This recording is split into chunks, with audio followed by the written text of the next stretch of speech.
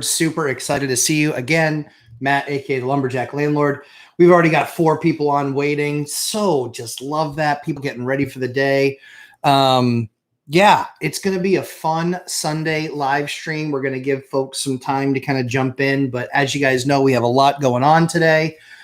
We've got the announcement of the remodel numbers that everyone was jumping in and guessing on this week. Excuse me, over the video, which I'm sure you guys absolutely love that remodel. I know I did. That was one of my favorites I've ever done. Andrew, good morning. So yeah, love that project. For those of you who didn't see that video, you definitely got to check it out. It's on my channel. It was the Amazing Landlord remodel. And so it was an absolutely awesome remodel. The befores and afters, I took you through all of them. I showed you all the befores. We bought that house. It was a complete disgusting mess. But we literally took you guys through absolutely everything. Ethan, good morning. Crimson Knight, good morning. Yeah, lots doing there. It was lots of fun. Really enjoyed that. Thank you for the great remodel comment. But one of the things that I'm focused on my channel, and I love Mike, I love Dion, but we kind of have different paths and how we got to where we got to.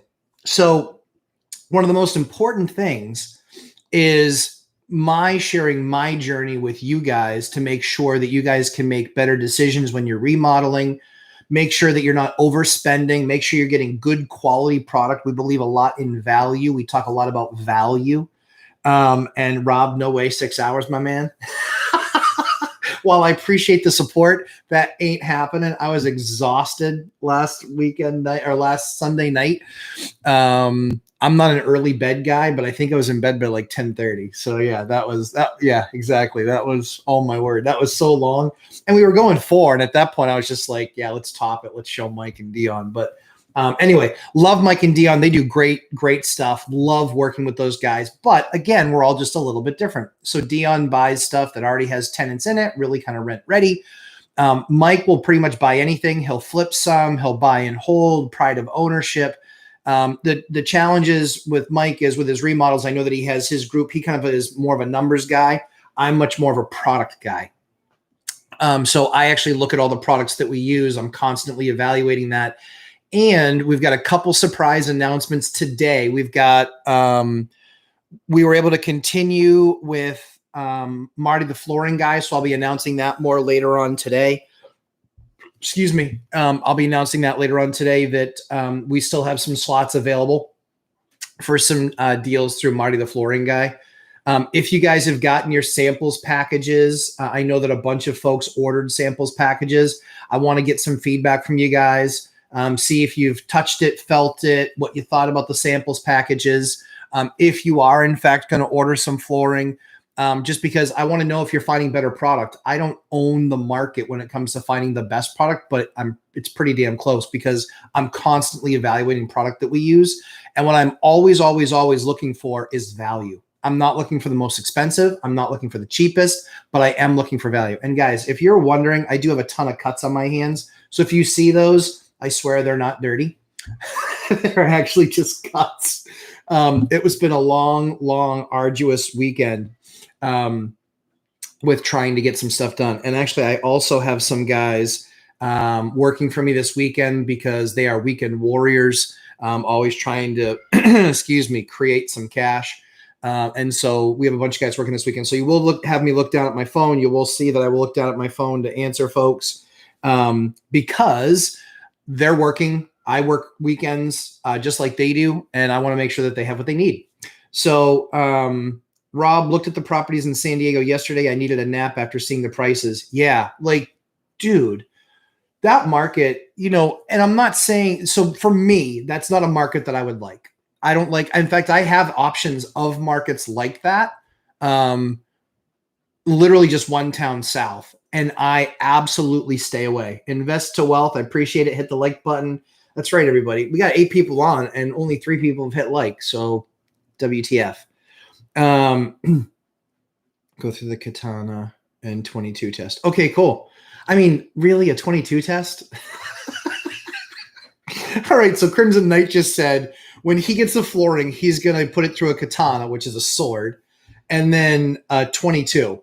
Like, who's shooting your floor, man? I mean, I guess in Manchester that might be a thing, but not in my area. People aren't shooting floors. But you can definitely put one out and then lean in a chair and then like slide a chair across. I mean, I did it with a screwdriver, not a flathead, a Phillips. So that way it was a bunch of edges and sharp points and stuff. So I did it on that. It worked out actually really, really well. But yeah, crazy. $950 for a down to the studs fixer. Yeah, I mean, fill me in on some more of the numbers because I love to know some of the numbers. But there's stuff here. I looked at one that was, again, not my market, but 2 towns south. It's an ocean area, ocean market. I looked at it and it was $990 and nothing has been updated since 70s, 80s. So I know I'm going to go in there. I'm going to probably spend, I won't tell you how much I'm going to spend because we haven't kind of gotten to that other part yet. But yeah, I would spend a decent amount of money for sure, redoing that place. Hold on one second.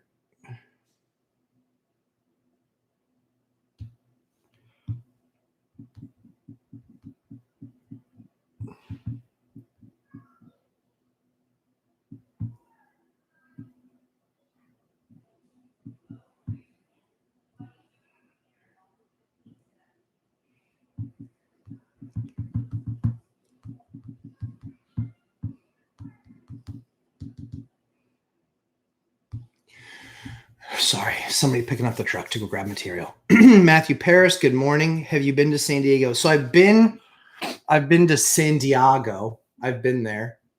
Beautiful. Love the weather, but so does everybody else. But never, ever, ever considered investing there. It's in the worst state in the country for real estate investors. There's obviously ways to make it work. Mike Zuber has made it work. He's made it work amazingly well. For me, it's just not for me. I don't like heavy legislative states. I don't like people that make rules up on the fly. And New Hampshire, smaller market, but whatever. I mean, it's a much smaller market. I think we're 1.4 million people in the whole entire state, but most of that is around the southern border of New Hampshire and then the seacoast. So actually, I'll do this reverse because it's weatherman style. So it's seacoast here and then southern border here. So we're just giving everybody about 15 minutes or so to join because I know there's a ton of questions about the remodel video that I did. If you didn't watch the remodel video, you guys are missing out. You guys see exactly what I do with properties. I find the biggest garbage, the biggest junk, and then we make it absolutely amazing. That one consistently is, so single family homes, I don't do that very often on just because quite frankly, the margins aren't there. On this particular one, it was just a very rare property because it was, it literally had a big river that wrapped around the front of it. You'll see the pictures. Absolutely amazing. Great spot. And just gave us a lot of opportunity to do a lot of cool stuff. So yeah, love that video. We will be giving a prize and it's not if you list your guess in here, it's only if you list your guess in the YouTube video. So yeah, if you haven't guessed already, tough nuggies. But that remodel was awesome. Absolutely loved it. It was a great project. A lot of fun to do. So talking a little bit more about what Mike was talking about on his, what Mike was talking about on his channel yesterday is interviewing a bunch of people if they're just doing the numbers of single family versus quadplexes. That Mike and Dion and I were talking about that kind of off camera. And what we're really trying to do is inspire folks to do the math and look at the numbers. We believe that, or I believe, and I think the guys agree, my belief is in the next 5 years, the most valuable asset is going, and the most appreciation is going to be in 2, 3, and 4 family units. That's my belief. 2s, 3s, and 4s, duplexes, tris, and quads. All of your states have different rules.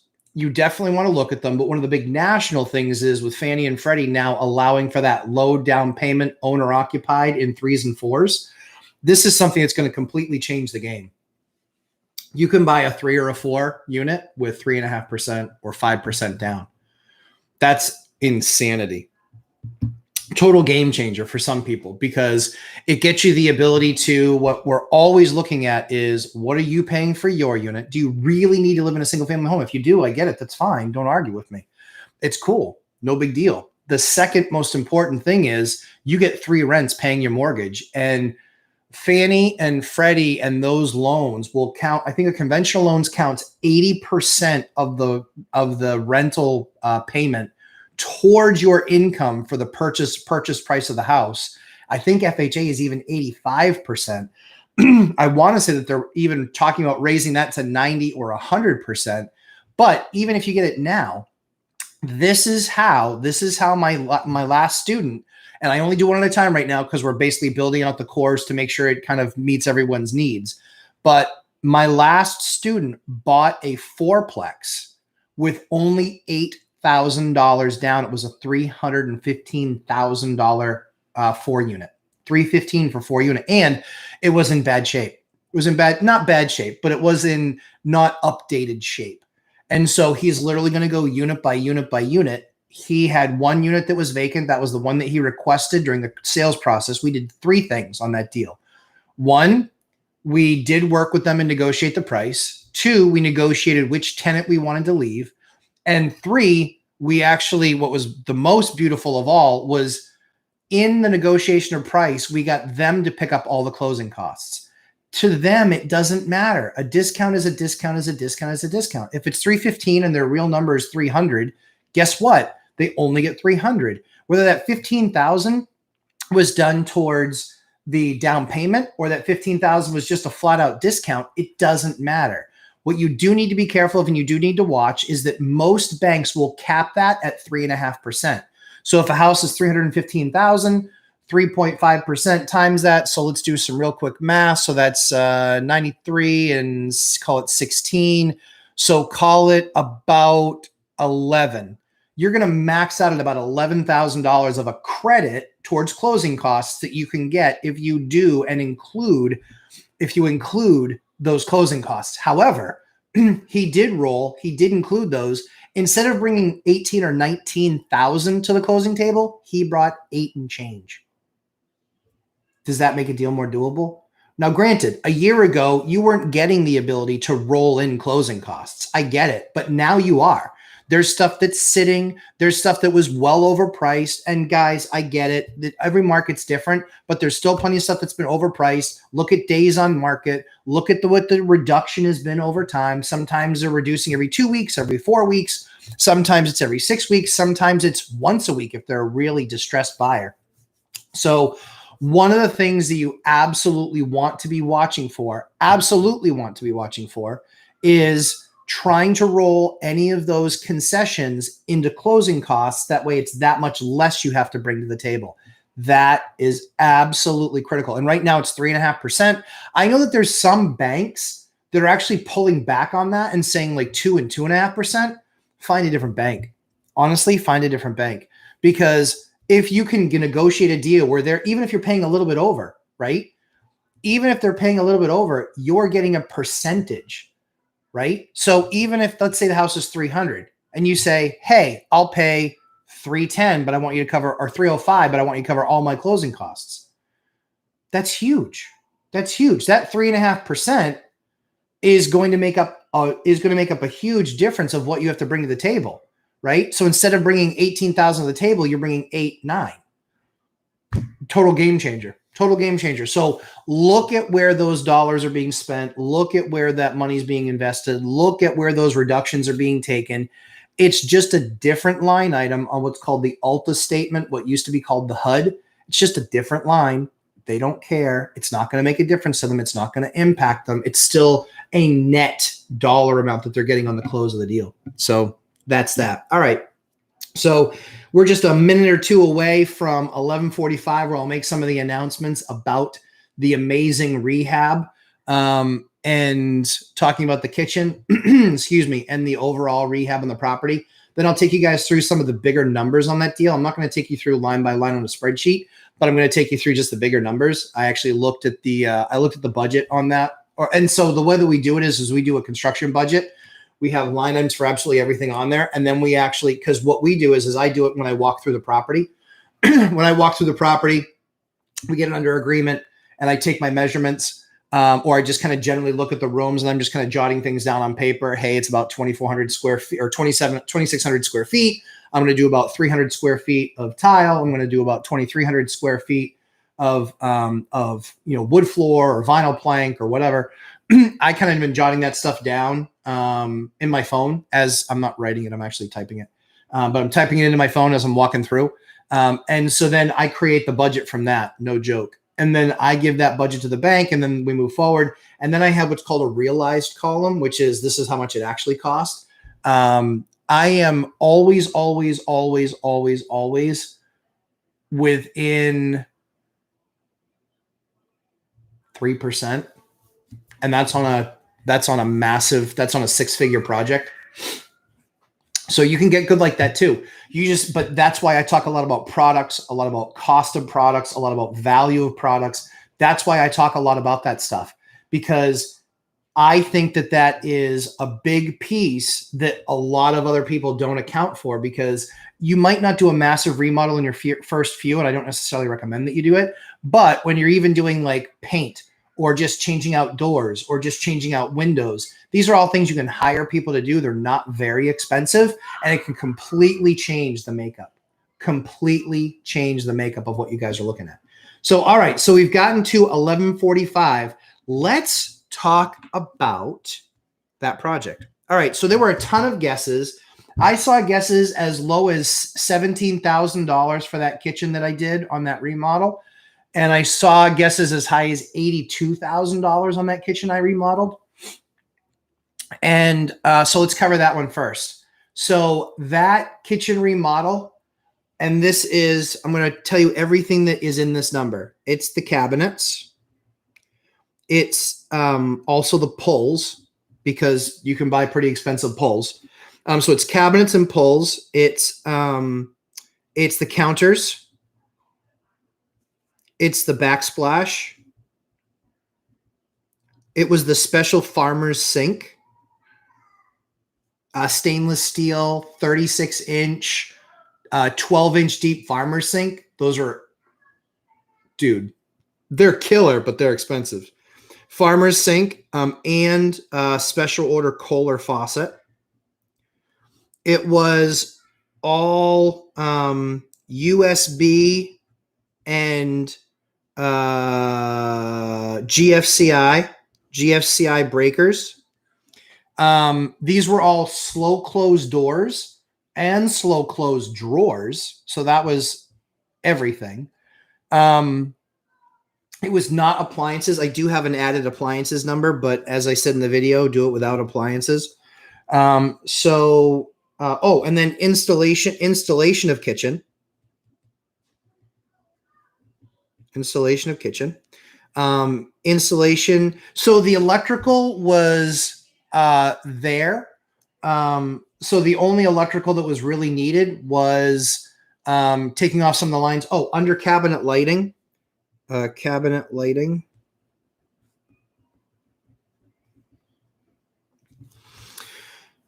Installation. So the installation, as I was saying, was really just about the actual devices themselves. It wasn't having to do all the extra wiring, because that was part of the wiring package, but that wasn't very extensive. It's a few hundred bucks. So cabinet lighting. What else was in there? I think that was it. So, that was the cabinets, the extra flare of the doors, and then the pedestals on the bar. That was all part of that. All the dimmer switches, GFCIs, USBs. Yeah, all that stuff was in there. But yeah, labor costs too. Labor cost was all in there. So inquiring minds want to know exactly how much all of that cost. Swear, I actually went through every single bill. And so this is what the value of your network being your net worth is. I did that entire kitchen for $11,997.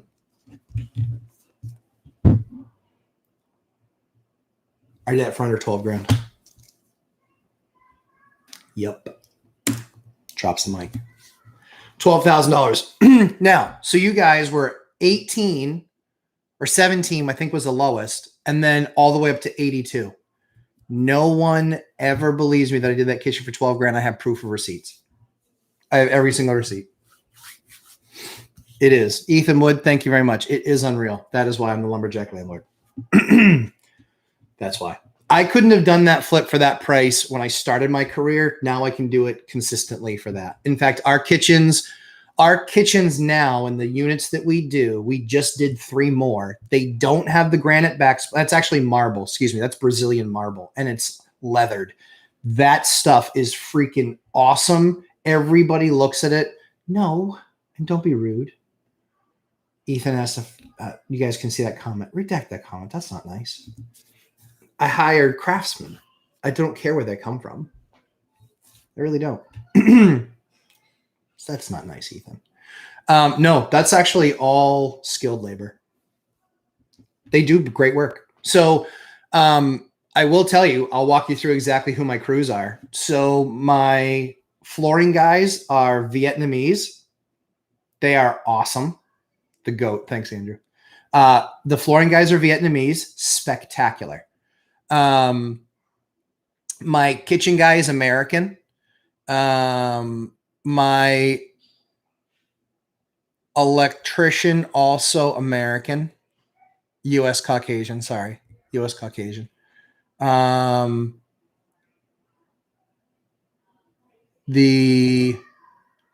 else?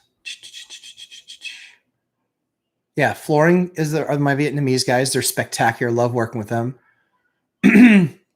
Plumber, English.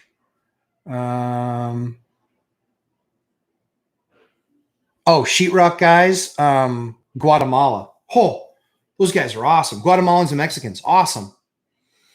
My team, so I don't have a team. I only hire subs that I use. In Cali, that's the cost of an appointment to talk about doing the kitchen. Yeah, it is. Dude, totally is. Rob, that's a great comment. Yeah, totally. You're 1,000% on. Yeah. 12 grand. And so, okay. So let's talk about the house. Okay. So we talked about that kitchen. You guys are amazed. Now, what I'm working on for you guys is I am working on getting for you guys a deal on the same cabinets, a deal on the same counters. The problem is on the counters is there's no national company, but and these guys are kind of specific, but I'm going to get you the name of the product. So if you like what you saw there, which how could you not like what you saw there? I mean, that was just ridiculous. But I am working on getting you guys the name of the cabinet company, where I get the pulls, because most people pay $12 to $13 a piece for the pulls. I pay like 11.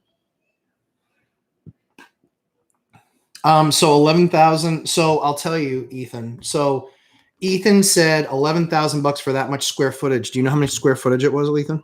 Because I can tell you. It was about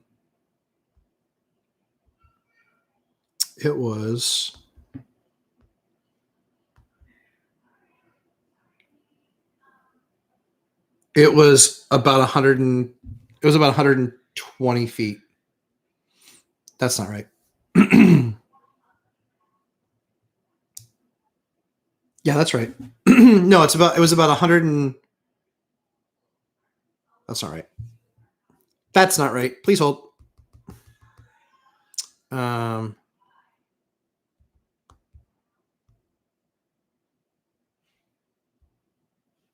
89 feet. It was 89 feet between counters. Yeah, that was 89 feet.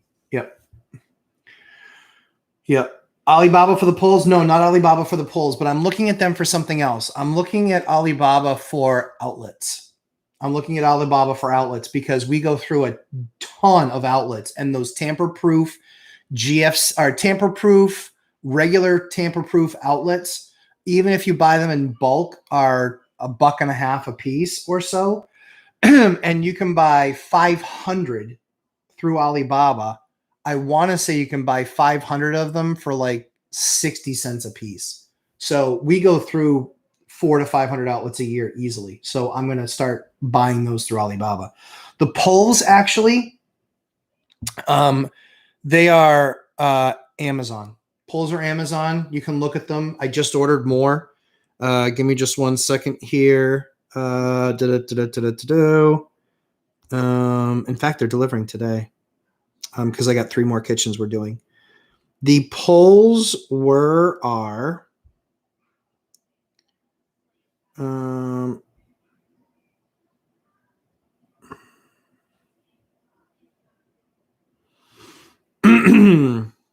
yeah, so the poles let's see here. They're Amazon Choice, Amazon Basics Eurobar cabinet handle. Amazon Basics Eurobar cabinet handle. Now they come in, these were the 10s. So I usually use longer, more elaborate bars on my doors. It makes them look more grand and prettier. So these were, and these are a 10 pack for $27. These are heavy duty too. So these were, they were absolutely awesome. These poles are absolutely awesome. We've probably done 200 of these in the last 2 or 3 years. And I think we've had 2 or 3 break. And the bar didn't actually break. What broke was the, where you screw in the screw. So the actual handle itself is actually tapped. And so you screw into the handle. And so that piece in there, that where that connects, that broke off from the handle. So we just had to replace it. Wasn't a big deal. So yeah, not a big deal. So I'm working on a deal for you guys for the kitchen stuff. I just want to make sure that we're doing the same thing we did for you guys in the flooring. For those of you guys who haven't done anything with the flooring yet, you can call. Here's let's see. Here's the amazing product. I'm actually going to have a video that I'm going to do for you guys. This is how thick it is. It's really thick stuff. It's got pad attached. This is one of the styles. I think they have about amazing. And that was from American Flooring Corporation. Again, American Flooring Corporation. Marty, the flooring guy.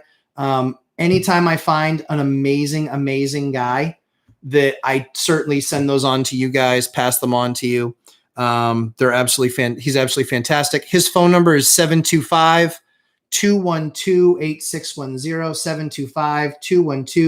725-212-8610. Marty, the flooring guy, tell him Lumberjack Landlord sent you. They've done a bunch of packages for folks as far as sample packs. They don't normally do those because they cost them a ton of money to put together, honestly, and ship. But get the sample pack, see the product, touch it, feel it. We've put it in for now about a little over 2 months, maybe almost 3. We've now done, with this latest count, we've done probably 5,000 feet of it. And it's awesome. We've had no issues with it whatsoever. So it's been really good. All right. So on to the house piece of it. So the big numbers on the house piece, I will share that with you because there were a lot of numbers that people posted in the group too on that, on the actual house renovation. That house renovation was $175,000, $178,000, right around there. I can't remember if it was 175, 178, but it was 175-ish. But I'll take you through the big numbers there. $21,000 in HVAC. I put in 2 separate systems, both with central air. It was $20,000 on the siding. It was $22,000. Are you catching the trend? It was $22,000 on the on all the excavation work and concrete work that you saw there in the back with the waterfall. 22 grand. Yep. That was killer. That was a great negotiated price. What I negotiated with them is I would let them film the house and I would let them use it as a training site, knowing that it wouldn't be a job that was done in 5 days. It'd be a job that was done in 15. Didn't care. Let them do the job in 15. It cut my price in half. My price was going to be like 42 grand and I got it down to 22 grand. So that was the concrete. The flooring was about 12. The kitchen was 12. The fireplace was 7. Fireplace, kitchen, flooring.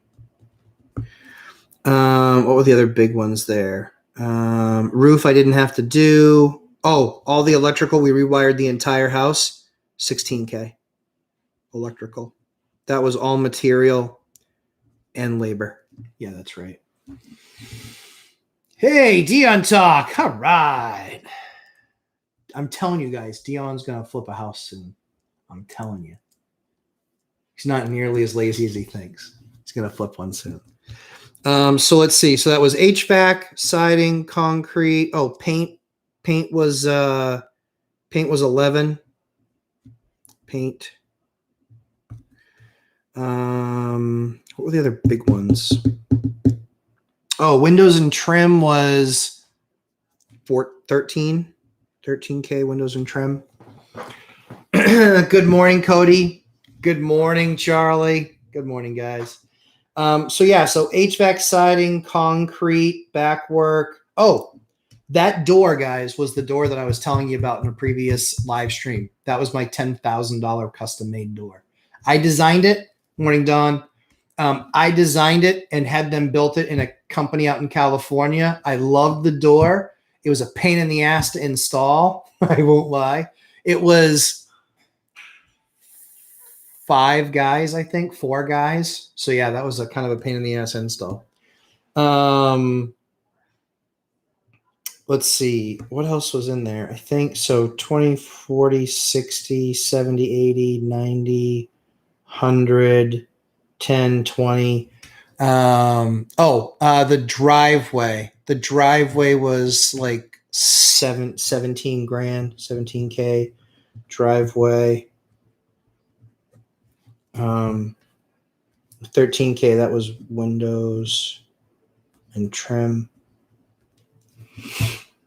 Yeah, so the rest of it was just ancillary stuff like tile work, some tubs, some vanities. I had the kitchen in there. Yep, 12. The door. Yeah, door 10. Or 12 with install. Install and door. So that's just the stuff I can remember off the top of my head. Good morning, Lumberjacks. I'm headed to Home Depot now. Good for you, Rob. Good for you. Good for you. So yeah, so the total there, like I said, was 175 to 178K. For the person that was closest on the kitchen, like I said I would, we're going to get them some Lumberjack gear. I don't have my Lumberjack shirt on, sorry. We'll get you either a Lumberjack shirt or a Lumberjack hat. We just ordered them because I don't know how long they're going to take, probably 2-3 weeks. But we just ordered them because I ordered from 3 or 4 different vendors, and then I wanted to see what the quality was when it came back in, and I picked the right vendor. They weren't the most expensive, but they did have the nicest product. So value. All right. So that was it on that kitchen remodel, $12,000. That was it, and that was in the number for the 175, 178. So let's just look at the deal numbers real quick on that. Obviously, I'm not going to share anything on the screen, but the deal numbers real quick on that deal. 227 purchase price, 170, we'll call it 178 just to make sure it's higher. 178 remodel price, 405 total. So I was 405. Oh, there goes my headset. I was 405 into that deal, and I sold. I put on the market 2 years and 2 months after I bought it, and we sold for 603. 600 it shows, and that was a $3,000 concession on their part, where they picked up a cost, but that for some reason it was outside of closing. I can't remember why that was. But we did 603 there. So we did $198,000 profit 2 years. Now, can't do that in every market, but in this market we could. That's why we looked to get out of the property. We looked to also upgrade because we then were able to take that 200. Here's the key. That was my primary residence. Because it was my primary residence and because I'm married, if you're single, you get a $250,000 profit exemption, tax exempt. Can't tax it. So if you're single and you sell a house, you can make up to $250K without them taxing it. If you're married and you sell a home, your primary residence that you have to have lived in 2 out of the last 5 years, but your primary residence, if you do that in your primary residence, you actually are tax exempt 5 $500,000, 500 grand, tax exempt, $500,000. It's amazing.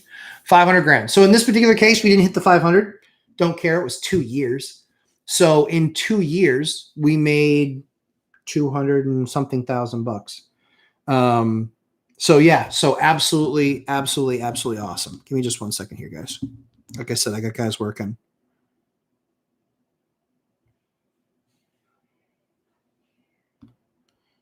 Let's see. Sorry, I got guys working today, so I just want to make sure I'm available to those guys too.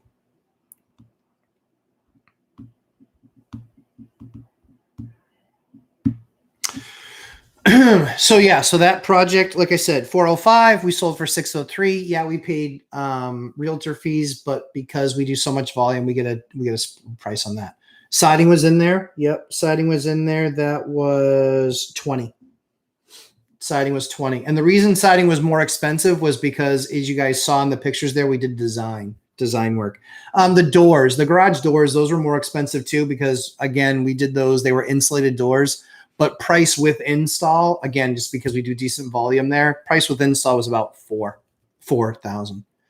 Tax on capital gain tax? Nope. No, there was no capital gain period. Because it's your primary residence. So it's not income. It's not a taxable gain. It is purely you get up to $250K single if you're single, $500K if you're married, so long as it was your primary residence and you've lived there 2 out of the 5 years. That's the rule for that tax. Check with your tax accountant. I'm not an accountant. I'm not a CPA. Don't play one on TV. That's what it was explained to me, and that's what we took, and that's what we got, and it was good. It was good. So yeah, so we had that $200,000 exempt. What we did was we actually took the money from that property, and we were able to buy a much bigger property. That's what we did. Yeah, no problem, Charlie. Happy to help. Happy to help. All right, let's jump into some earlier questions. And I know we're here. We'll get rolling with some of these.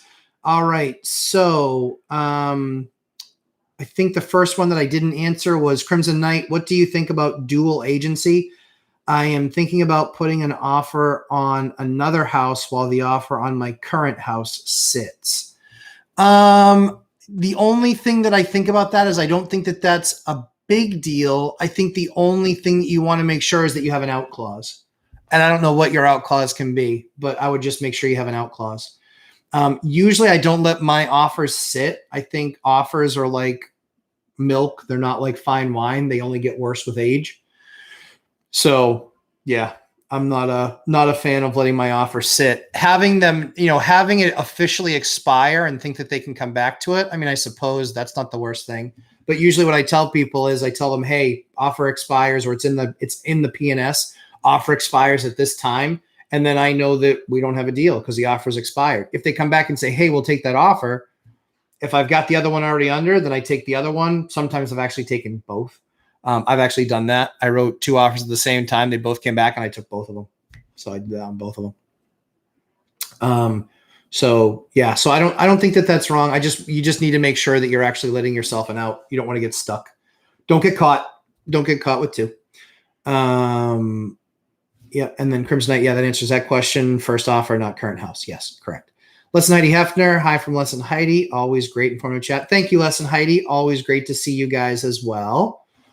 Invest to Wealth. When did you scratch test? Was it residential or commercial planks? Yes and yes. So I did the scratch test on both of them. I did them both on camera, and they were one of each. I did them off of camera too, but I showed them actually on camera as well. Again, guys, this is just product that I'm using.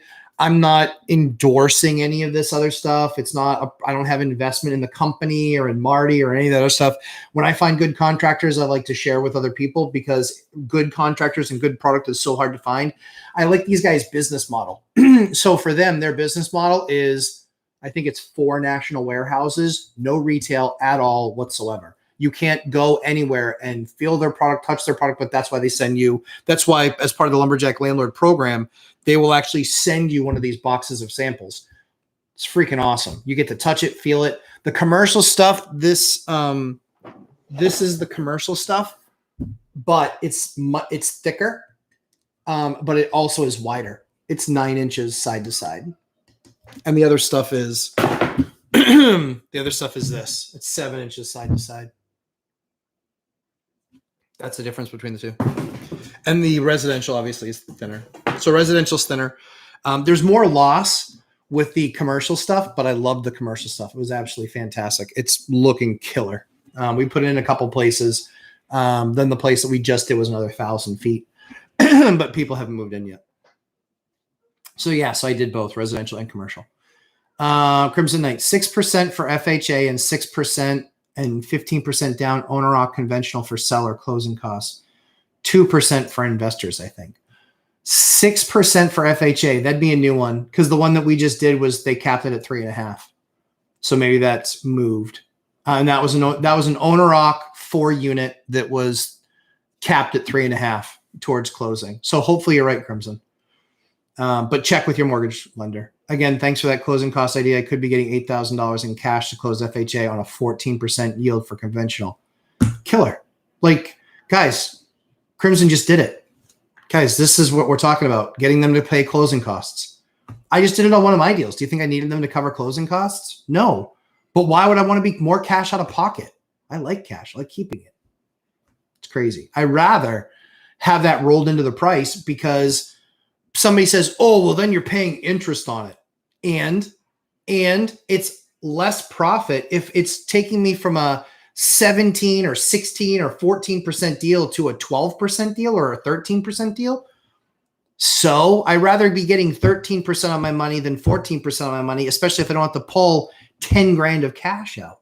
Because if the rule shows that I closed with 8 instead of 18, then that means I can technically close a second one, right? 8 and 8 is 16. It's still less than the 18 if I can get them both to roll on seller concessions.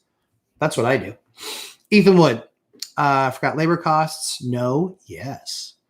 Unreal. Yes. Thank you. Hiring Mexicans. Yes. And I know that wasn't a derogatory comment, just so you know. But it's funny because different ethnicities will a lot of times do different jobs. So I'm in New Hampshire. The French Canadians actually are the most amazing plaster guys there are. They're the absolute best. It's not a slam by any stretch. Really, truly. The Mexican roofers around us, spectacular, fast, efficient siding guys, also Mexican siding guys. And so it's not deducing them to what their nationality is. It's just saying that it's interesting that they're, that ethnicity or that nationality, if you will, is doing the same work. So I just find it interesting. These are little things that I find interesting that I follow up on. They do the best work. Yeah. Great follow-up comment, Ethan. It's very true. And what they've done, it's great. Andrew P, the GOAT. Thank you for the GOAT, my man. Charlie Bossy. Awesome, man. Thank you. Appreciate that. Rob, in Cali, that's the cost of the appreciation. So we were talking about the kitchen costing $12,000. Rob was saying that was the cost of getting a sit-down consultation in California. I don't doubt it. So for me, because I have a relationship now with the cabinet company, which form that relationship with vendors, guys. This is what I'm always talking about. Net worth is your network is your net worth. Is you don't have to stick with a bad one, but when you find a good one that you can then agree and say, hey, this is my business. I'm planning on growing. I'm going to do 1 kitchen a year for the next couple of years, but then I'm going to do 2 a year and 3 a year and 4 a year. And we kind of laid it out for them and said, this is what our plan is. And we said, over the next 5 years, we'll probably do 10 kitchens. And we did, I think, 14. They love us. We're super easy. They go, they sketch it all out, take all the measurements, and then they send me a floor plan. And I'll show you guys what that floor plan looks like. But they send me that floor plan.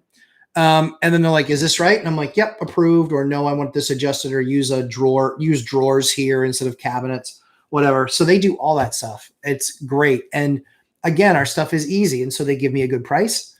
Excuse me. They give me a very good price. And they use me as filler work. They're like, hey, we've got jobs on this, this, and this, but we can, do it this day because we don't have anything that day, or a cancellation.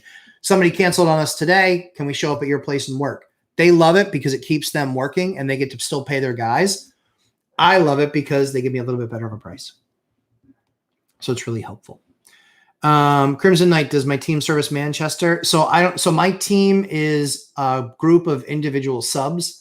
And I'm just basically the GC. Now I don't have a GC license, but I don't need to, in my state, but yeah, I GC a lot of my projects because I'm that continuity factor from, trade to trade. Ethan Wood, our counters would have been $11,000 for that much square feet. Yeah, that much square feet. Like I said, for me, see, you guys got to look at what you're paying for, because that was 89 square feet. If it were $11,000, I mean, you're paying 120 a foot installed, or 110 a foot installed. No, 120.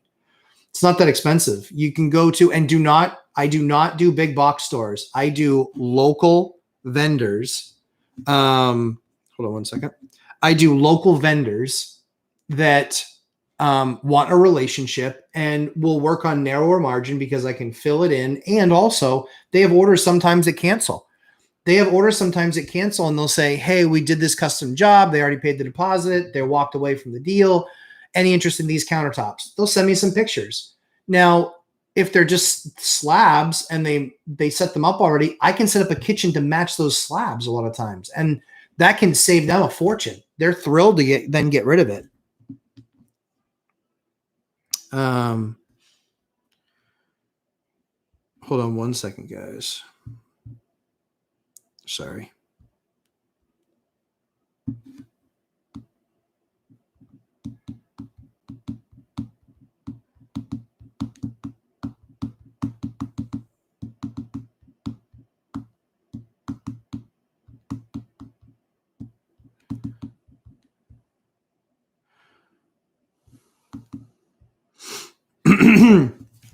So yeah, like I said, with granite counter guys, there's always local vendors. I do not do anything big box store. But the local vendors, again, I mean, mine were, I think for that kitchen, I think they were like $50 a foot installed. Or no, they were 40. I think they were $42 a foot installed, but at $42 a foot installed, that also is, when we're looking at that $42 a square foot, that also doesn't include the cut for the bowl and the bowl. So I almost always will do that with the vendor themselves, where I'll buy the bowl from them because they have some for sale. Don't buy the cheap bowl. It's like $100, but the good bowl is like $200. Don't buy the cheap bowl. It is thinner gauge steel, and it's also not nearly as desirable, and it doesn't last nearly as long.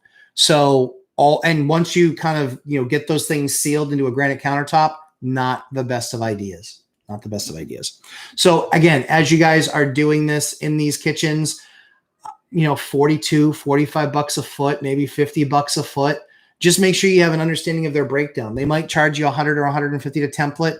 They might charge you a couple $100 for a sink bowl cut, for that actual cut, and then tell them you want the cut. That actually, what I've done before is I've actually taken, like that rubber trim that's like adhesive on one side. I've actually put adhesive around the bottom of it, and I've used it as a cutting tray, and it matches. Or I've even had them cut it in half. I've had them cut it in half before, and then it creates two trays for me like that, or serving trays that match your countertop. Designed by the Lumberjack. Patent pending. So that's a good one. All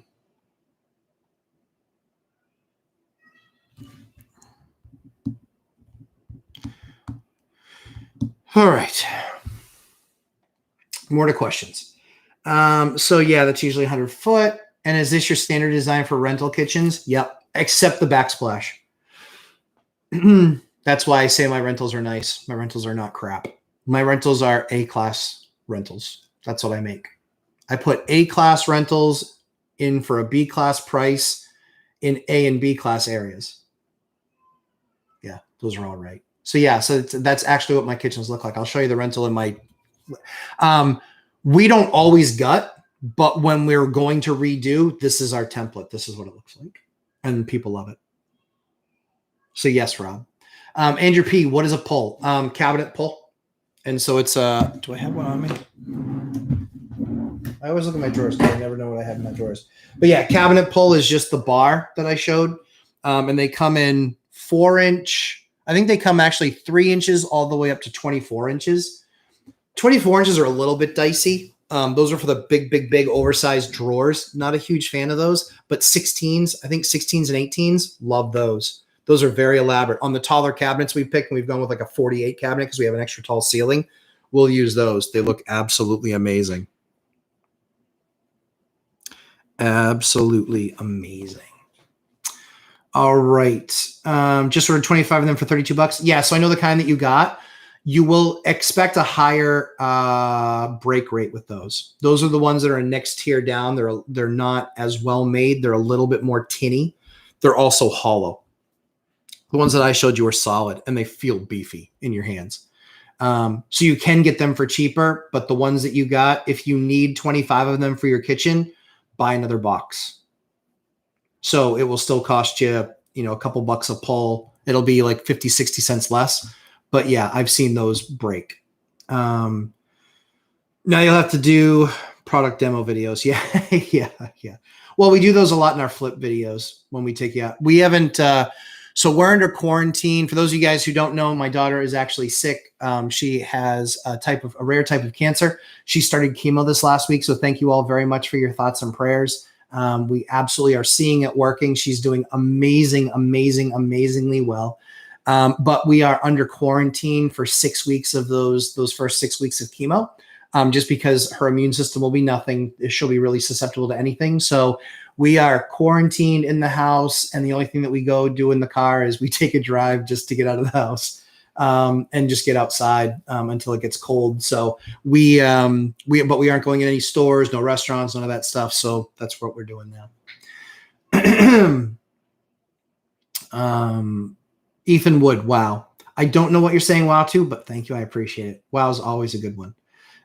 Dion Talk. Dion again. Hey, howdy. Thanks, Dion. I love working with Dion. He's a great guy. Served our country, served his municipality and state, and being a cop, and now serving others. I know he runs a non-for-profit, which is amazing. You should absolutely check it out.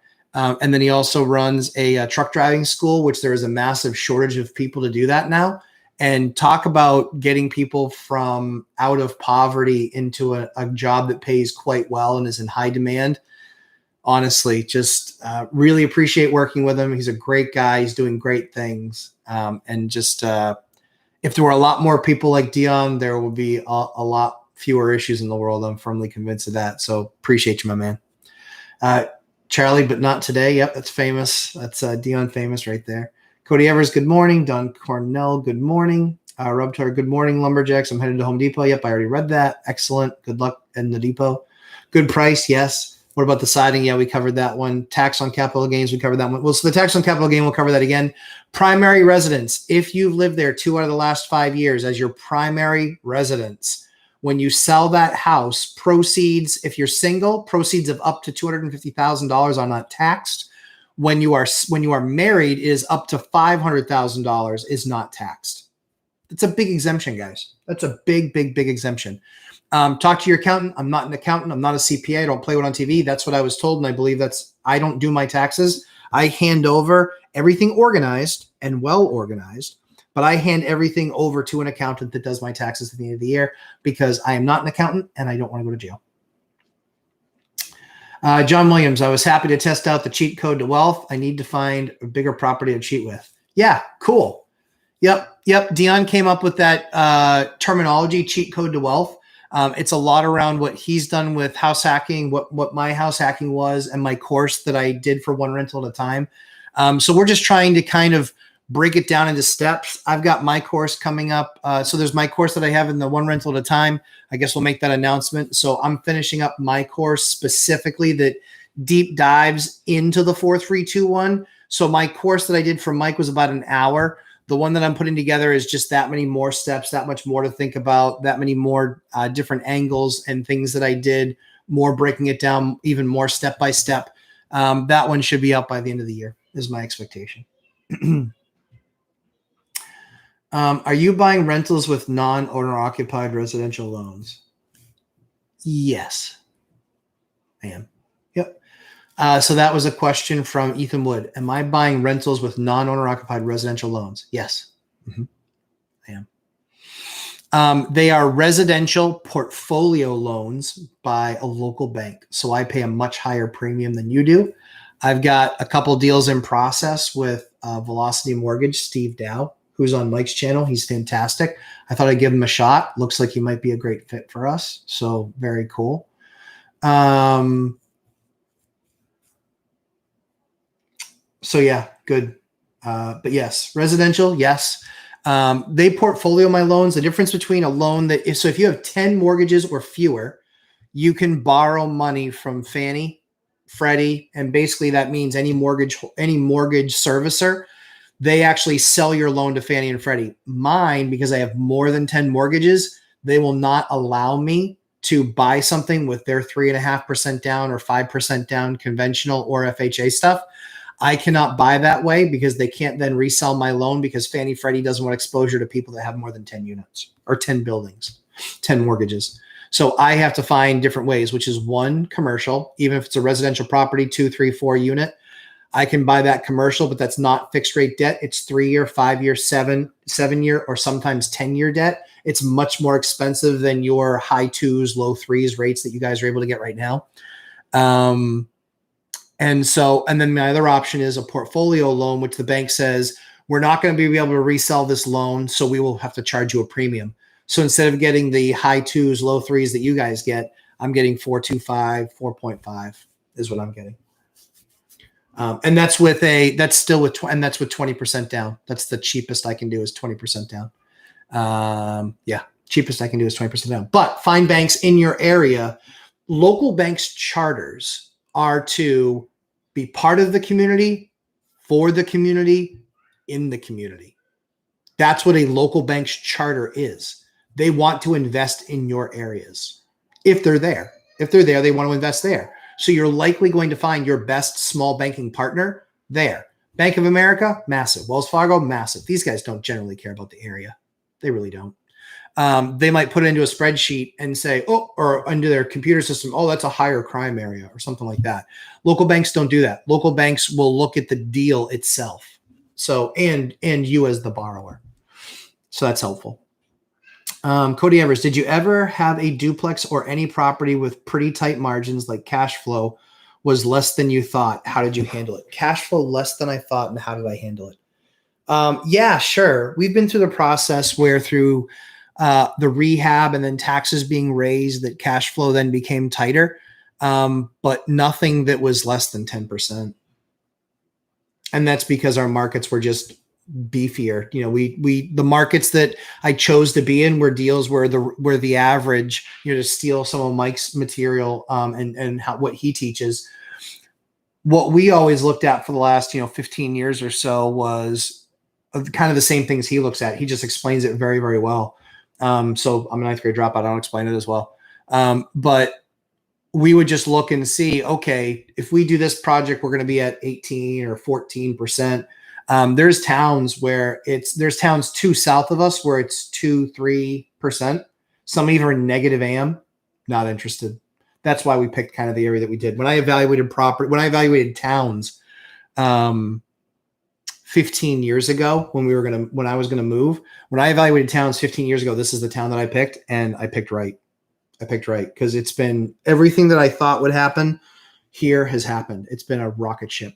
And not an unhealthy rocket ship. It's been measured growth, but consistently. It was named New Hampshire's fastest growing city 3 years in a row, and I think it's going to be named the 4th. And so it's getting to be it's getting to be a good city, lots of demand, good deals, good loans, etc. Let's see. So on the cash flow, I would just be pushing the numbers. I would be looking at the rent. Your rent's too low. I would be looking at the numbers. I would be looking at apartments.com. I'd be looking at Craigslist, other units that you might have for rent. Go to a landlord meetup and talk to them, but see the quality of their product. That's why I do A class in A and B areas. But I bought a house that was in an A class area for 600. I put 200 into it, and it's going to be worth over $1 million. So I've created a ton of equity because right neighborhood, right area. Matthew Paris, I got into my house in 2019 for $1,600 out of pocket and got a $96.89 check back after closing for overpayment on the closing docs. I love it. And $1,600 out of pocket was our escrow and appraisals cost. Perfect. We negotiate $8K in seller concession and raised our offer $8K to cancel out the cost of the cash at closing. Exactly. Matthew Paris, that's exactly it. Have you chosen when you will quit your W-2? So that's a question from Dion. So Dion, I haven't told Mike this yet, so don't tell him. I'm sure somebody will. I'm waiting to find out the exact day that he quit. I'm going to quit the day before because I'm a few years behind him in age. So if he quit at like 45, he says 45 years old. So if it was like 45 years and 220 days, I'm going to quit at 45 years and 219 days. I'm just kidding. But I thought it was funny. I have not. I still do my W-2. So yeah, I haven't. It's something that we evaluate kind of at the turn of every year. Because I want to make sure, coming up to the turn of every year, because I want to make sure to give my guys or my company as long as possible for helping transition and everything. So I give them as much time as I possibly can. So yeah. Crimson Knight. So I should not do your kitchen in a C area. No, I would not do my kitchen in a C area. The boxes are fine, but I would not put those counters in. Those counters are way too expensive. The cabinets, yes, put good quality cabinets in. I'll tell you who the vendor is, but I'm trying to negotiate something with them right now to try and help you guys out. So I'm not going to share who it is now because I use two different vendors and they're both pretty close. So if I can get one to give in and actually take care of you guys pricing, I'll certainly do that. So my boxes, the cabinets, I would absolutely put those in 1000%. The counters, nope, absolutely not. Product that has been really, really good that I've used a lot of recently has been Lumber Liquidators Butcher Block. So they have 8-foot slabs of butcher block that you can, I think that they have one that's as low as like, I want to say it's like $299. It's cheap because, again, 8 feet by the 25 inches, or just call it 8 by 2, it's 16 square feet, right? So 16 square feet, you're paying like $20 a foot, and you have to do a little bit of, like, you'd have to just get somebody to cut out the sinkhole and then bore out the hole for the single faucet. That's what I would do. And those products have been absolutely killer. We've done a few kitchens like that. In fact, I'll be able to show those to you guys. What was really funny was we were going to do a bunch of kitchens in that. And then when I talked to my kitchen guy, he goes, "Hey, I've got some leftover slabs. Let me just do a price compare for you." And shocker of shockers, he was able to make it work. But they were awesome. They made it work. And so I think for granite, I ended up being like under 30 a foot installed. And I was like, for the extra work I got to do on the butcher block, that makes sense. So yeah, butcher block is what I would use. And then you can poly the hell out of it. And resin, you can even resin it if you want, but I would just put 6 or 8 coats of poly on that. And then if they ever damage or cut into it with knives or whatever, then you're just a sanding away and you can make it all better. So that's what I would do. I wouldn't put granite in a C-class area. What do you think about buying houses from the year 50 to 70? So Leo, right below, but if you're talking about age of 50 to 70, or me being 50 to 70, or the year 2050 to 2070, I'm optimistic and I'm in good health currently. I don't expect to be around in 2070. 50, 94? No, maybe. It's a stretch. I won't be buying then. But yeah, Leo, put that down below if you're talking about being the ages between 50 and 70. Price and Pride. Does your wife work or help manage all of our properties? Price and Pride, all of ours. She does help. She helps more on the paperwork side. A lot of it, I'd say 90% of our stuff is automated. 90%. So utilities, where we pay utilities, largely automated. All of our mortgages are automated. All of our bill pay is automated. Most of our vendors were able to Venmo and do that sort of thing because we have a relationship with them. They're friends of ours on top of now, they started off as contractors. Now they're friends of ours. So yeah, so we've been, so she does help. And my wife is actually a nurse. She's a trained nurse and an amazing nurse. With what's going on with our daughter, she is not gone back just based on what's going on with our daughter. So we're all hands on deck. And so she's just taking a leave of absence, and we'll figure out what that leans into.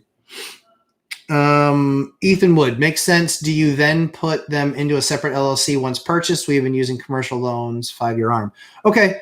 Yeah. So, or a 5-year AM. Okay. Yeah. So, we have them in a trust. We do not put them in an LLC. We are looking at that more complex model, of LLCs and, how all that stuff gets bounced around and managed.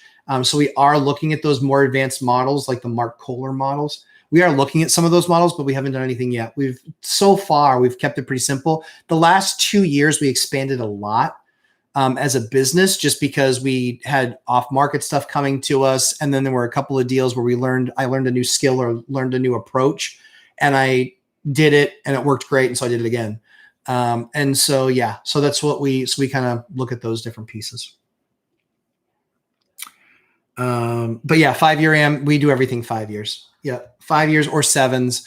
But Velocity Mortgage actually has great programs where they can do 30-year fixed on even that commercial stuff. So I've talked to Steve Dow about it. I've got a couple proposals that I'm putting together to get over to him. He's great, honestly, guys, like super helpful. I don't know if he can do the projects you're doing, but at least reach out to him, have that conversation. But yeah, he's really, really, really, he's really good. He is a dynamic guy.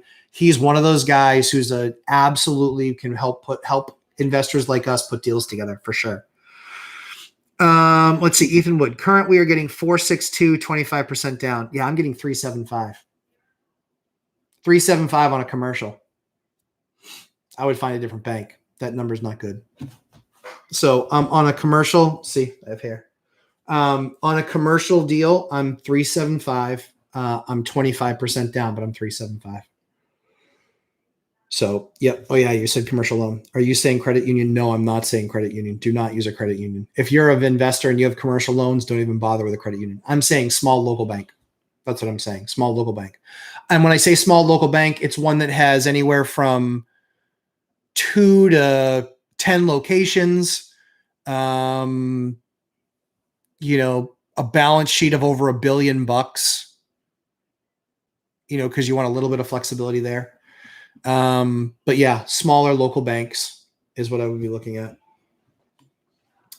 Emma K. Hi, how do you go about renting? Hey guys, this is Emma. Thanks for joining, Emma. This is Emma, who is actually going through the Lumberjack Landlord price or spending accountability spreadsheet, the 30 days. She is past day 15. She is coming into the close, and we have a video that we will be doing next week. Make sure you watch it. It is extremely valuable to see what she learns through this process and what we all can learn. 99% of people do not track their expenses and what they spend, free money spend, in a spreadsheet. Just do it for a month with my spreadsheet. It doesn't cost anything. It's free. Just do it with a month with a spreadsheet, and you will write down what you think you spend and be honest with yourself what you think you spend, and then see what you actually spend, because we're going to get to that point with Emma. It's very much looking forward to it. Very much looking for that final one, because then the real fun begins. Then she looks at jumping into actually going to buy a home. So she's doing the Lumberjack Landlord program 4321. We're getting the money right first, because that's where it always starts. Getting credit right second. That's the second piece. And then from there, we then jump into learning the market, understanding the market, finding the opportunity, and then executing and getting closed there. So Emma, thank you very much for joining. And now we'll answer your question. How do you go about renting the finished apartments? What's the difference between renting them yourself versus a broker? A fee. A fee is the biggest thing. I think most landlords will rent out on their own. My preference is to rent out on my own. I have a good process, one that's worked for me very well, one that's saved me a lot of bad tenants. My experience with brokers, and it's not all brokers, but a lot of brokers are check the box, get it rented, make the person happy. And rarely does that person get, rarely do they renew. Sometimes they become issues. I've actually, of the 8 total evictions that I have, 4 of them were placed tenants. And of the 2,000 plus tenant years that we have, less than 50 years of tenants were placed tenants. So they have a very bad ratio. Very bad ratio. So call that, was that like 8%? Like 8%. And mine is a fraction of 1%. So yeah, I don't like doing that. I don't like renting them out, but I like renting them out myself. So I think the biggest issue is I'll usually get a better tenant. And I will also then save whatever the fee was, which ranges anywhere from 50% of the first month's rent to 100% of the first month's rent. I'll save myself there. So yeah, that's where I come down, largely speaking, as a majority of my stuff is rented out by me and not brokers. Right now we've placed stuff with a broker just because we're in quarantine. And so we'll see how that goes. TBD. They got 4 or 5 units. We'll see how they do. And yeah, the other thing too is that they'll ask you what it rented out for last year. Why does that matter? So I don't tell them because, quite frankly, it has no material on what the market is today. So they want to show, hey, it was 1,400. Now I'm getting 1,500. So I got you $100 more a month. It's inflation. Could be you, it could be the market. So my question is if I rented it out for 1,400 last year and you only get me 12, do you suck and are you going to pay me extra? No, you're not. So that's why I think the last year number is an unfair number. You shouldn't be pounding your chest and taking a victory lap when you rent it for a little bit more. But I also don't pound you if you come back to me and say, Matt, the market's not 1,400 anymore. There's a lot more inventory. It's now 1,200. So that's why I think last year's rent doesn't matter, largely speaking. But good question, Emma.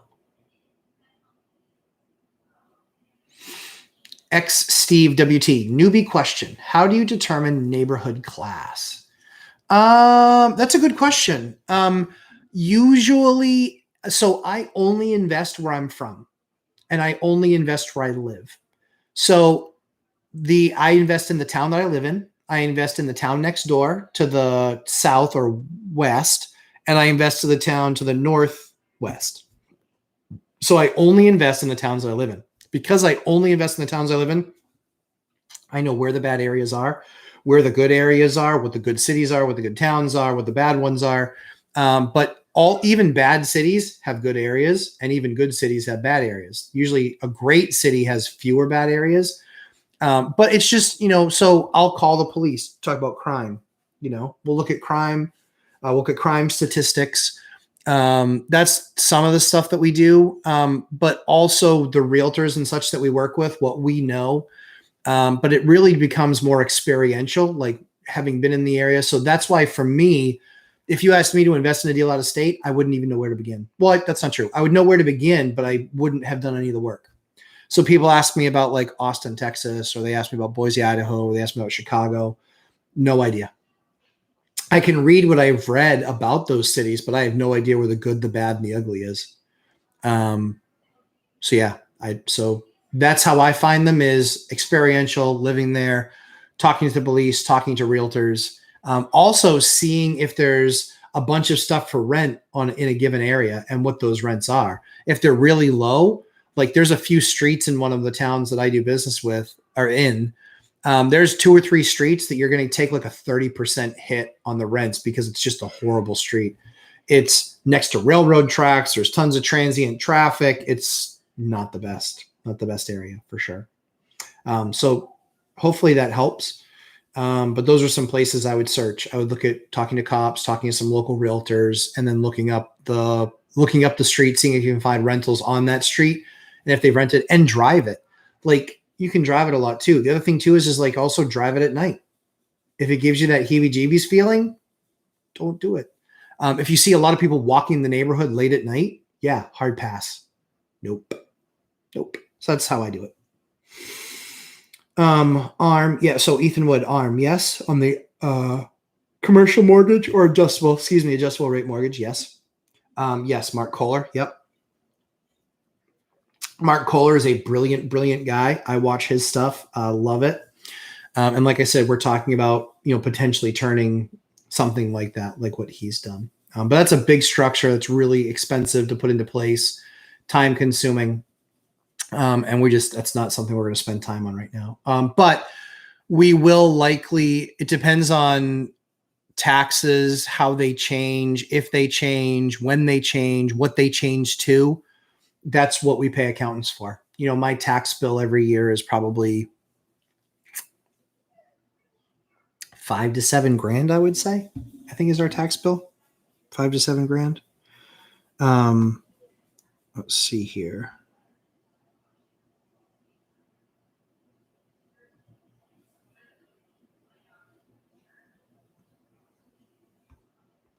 Yeah, $5,000 to $7,000. Crimson Knight, do you think it's worth it to cover all hardwood apartment in good shape with the LVP, or wait till they wear down more?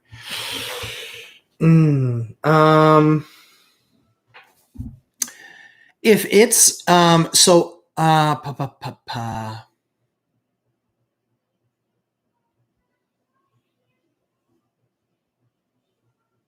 that's a really good question. I've done both. I had one house that was pumpkin pine floors. For those of you who don't know what pumpkin pine is, it was when the settlers were around our area, because that's how old our area is. So literally a couple hundred years old. They would cut down dying pine trees where they were dense, but dying pine trees. And so they get this like pumpkin hue in the wood. It's very pretty. And it gives you a lot of work, a lot of flexibility from a design element perspective. And so we had a house where we refinished those, and then we had to refinish them again after those people moved out.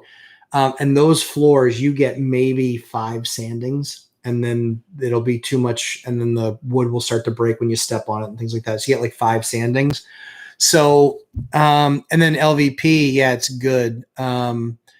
If I did LVP, I would do it with getting some sort of I would still put pad underneath it, but I would put something in pad underneath it. They make pad that actually has a self-adhesive strip that you can rip off, and then you can glue it, and then it literally creates like a pad membrane. So I would do that underneath LVP if that's what you decide.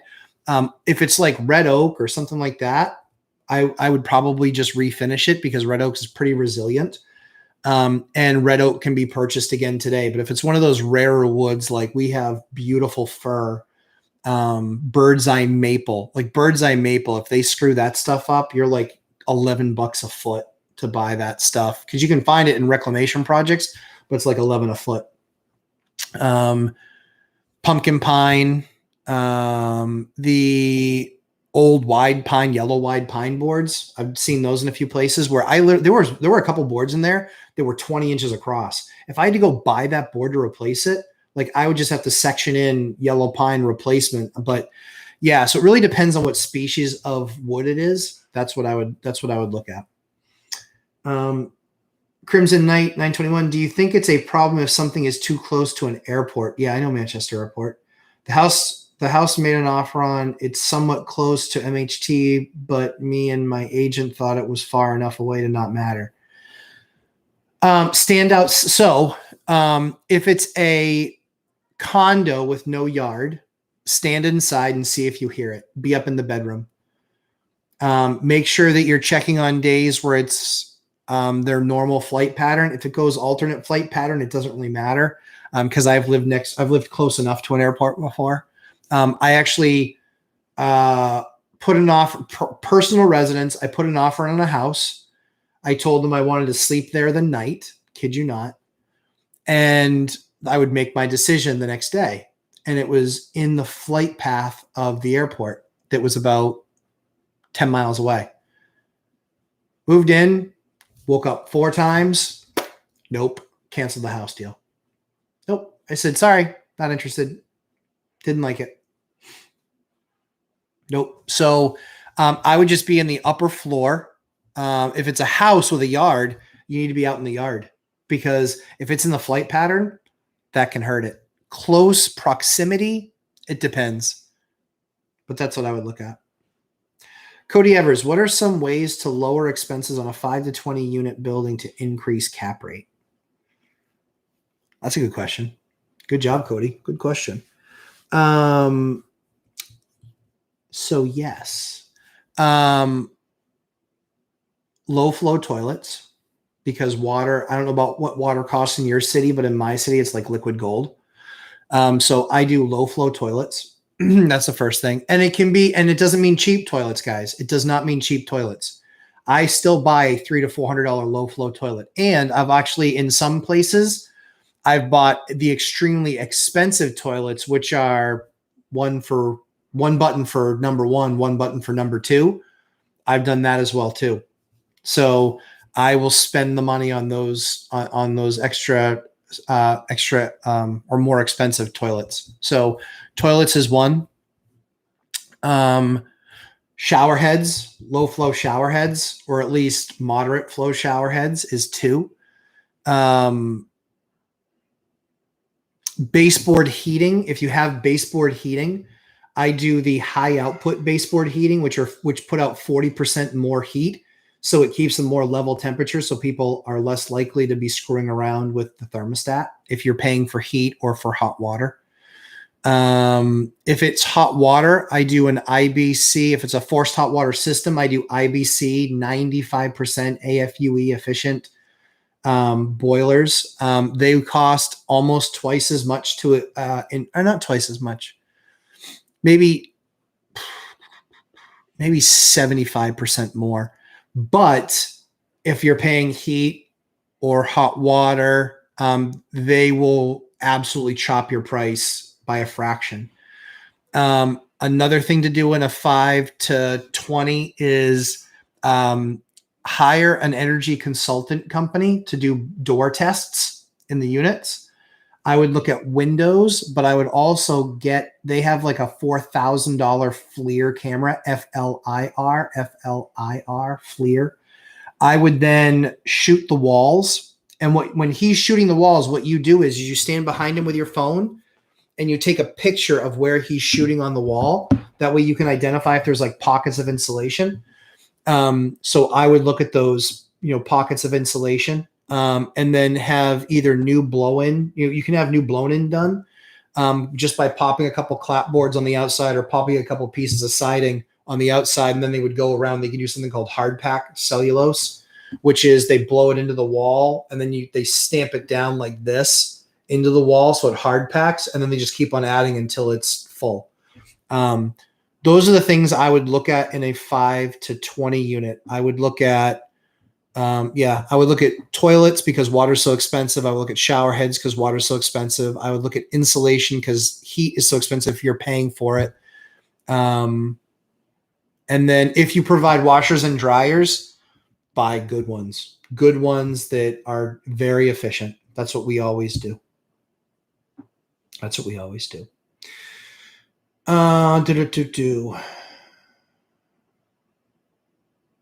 Mel Jones, do you accept pets? And if so, what is your pet policy? What type of flooring with pets? Good question.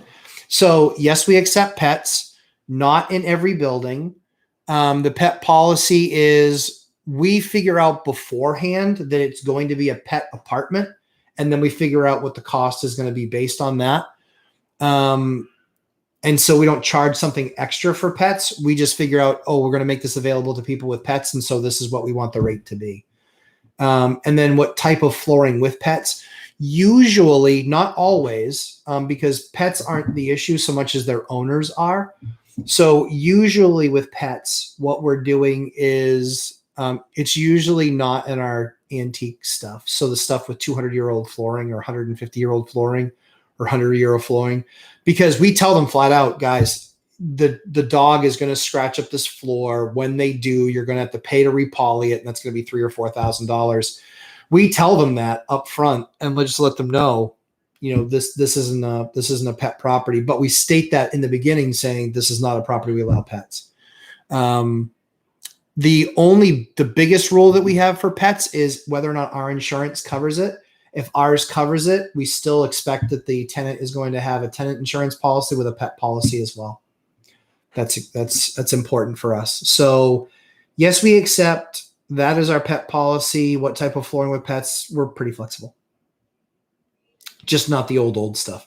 We made the mistake in the very beginning of somebody that had 2 cats. She would go on the road and travel for 5 and 6 days at a time. She wouldn't have anybody watch the cats. Ridiculously disgusting. And she ruined our 135-year-old original fir floors. We had to section some stuff out. We had to find a secondary place where we could buy some. Like, that was like a $2,000 problem, and it wasn't that big of an area. But that was a $2,000 problem, ruined them, and it was something that we will always know that those had to be replaced from that. But yeah, so that's where it was brutal. It's newer. So Crimson Night 921, it's newer hardwood, looks like maple. Then yeah, I would probably refinish it. If it's newer and it's maple, I would probably refinish it. Just make sure it's something you can refinish, because a lot of those ones that come pre-finished, you can't refinish. And if you're buying it and it's maybe like a Bella wood, they have like a 50-year, I think they have some that are transferable warranties. So I would look at that piece as well. For sure.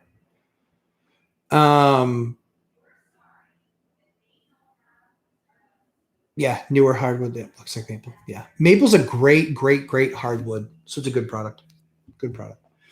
Dmitry Gurvich, where do you order your cabinets from? Top secret right now. I'm trying to get you guys a deal. I'll probably disclose that within the next week or two. I'm trying to figure out how I can make that happen for you guys. If I can't get you a deal, I'll just tell you anyway. But right now I'm just trying to work something.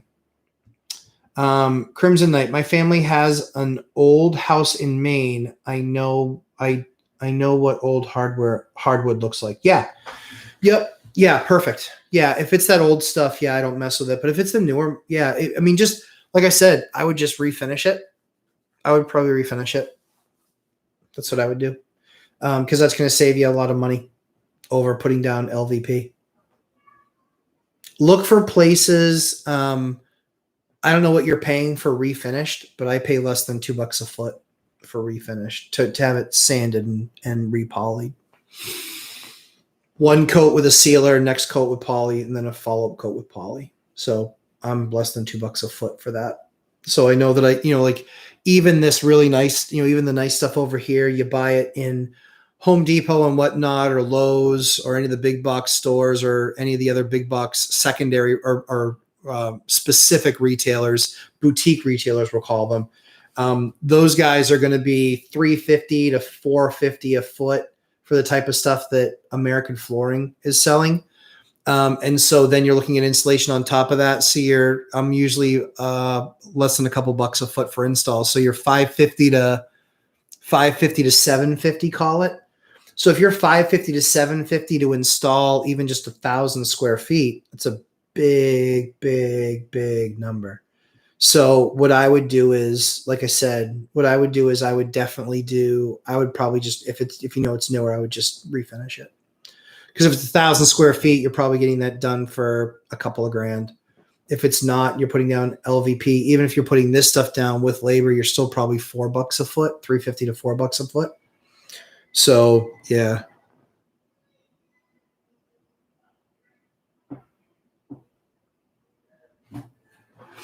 So yeah, that's what I would do.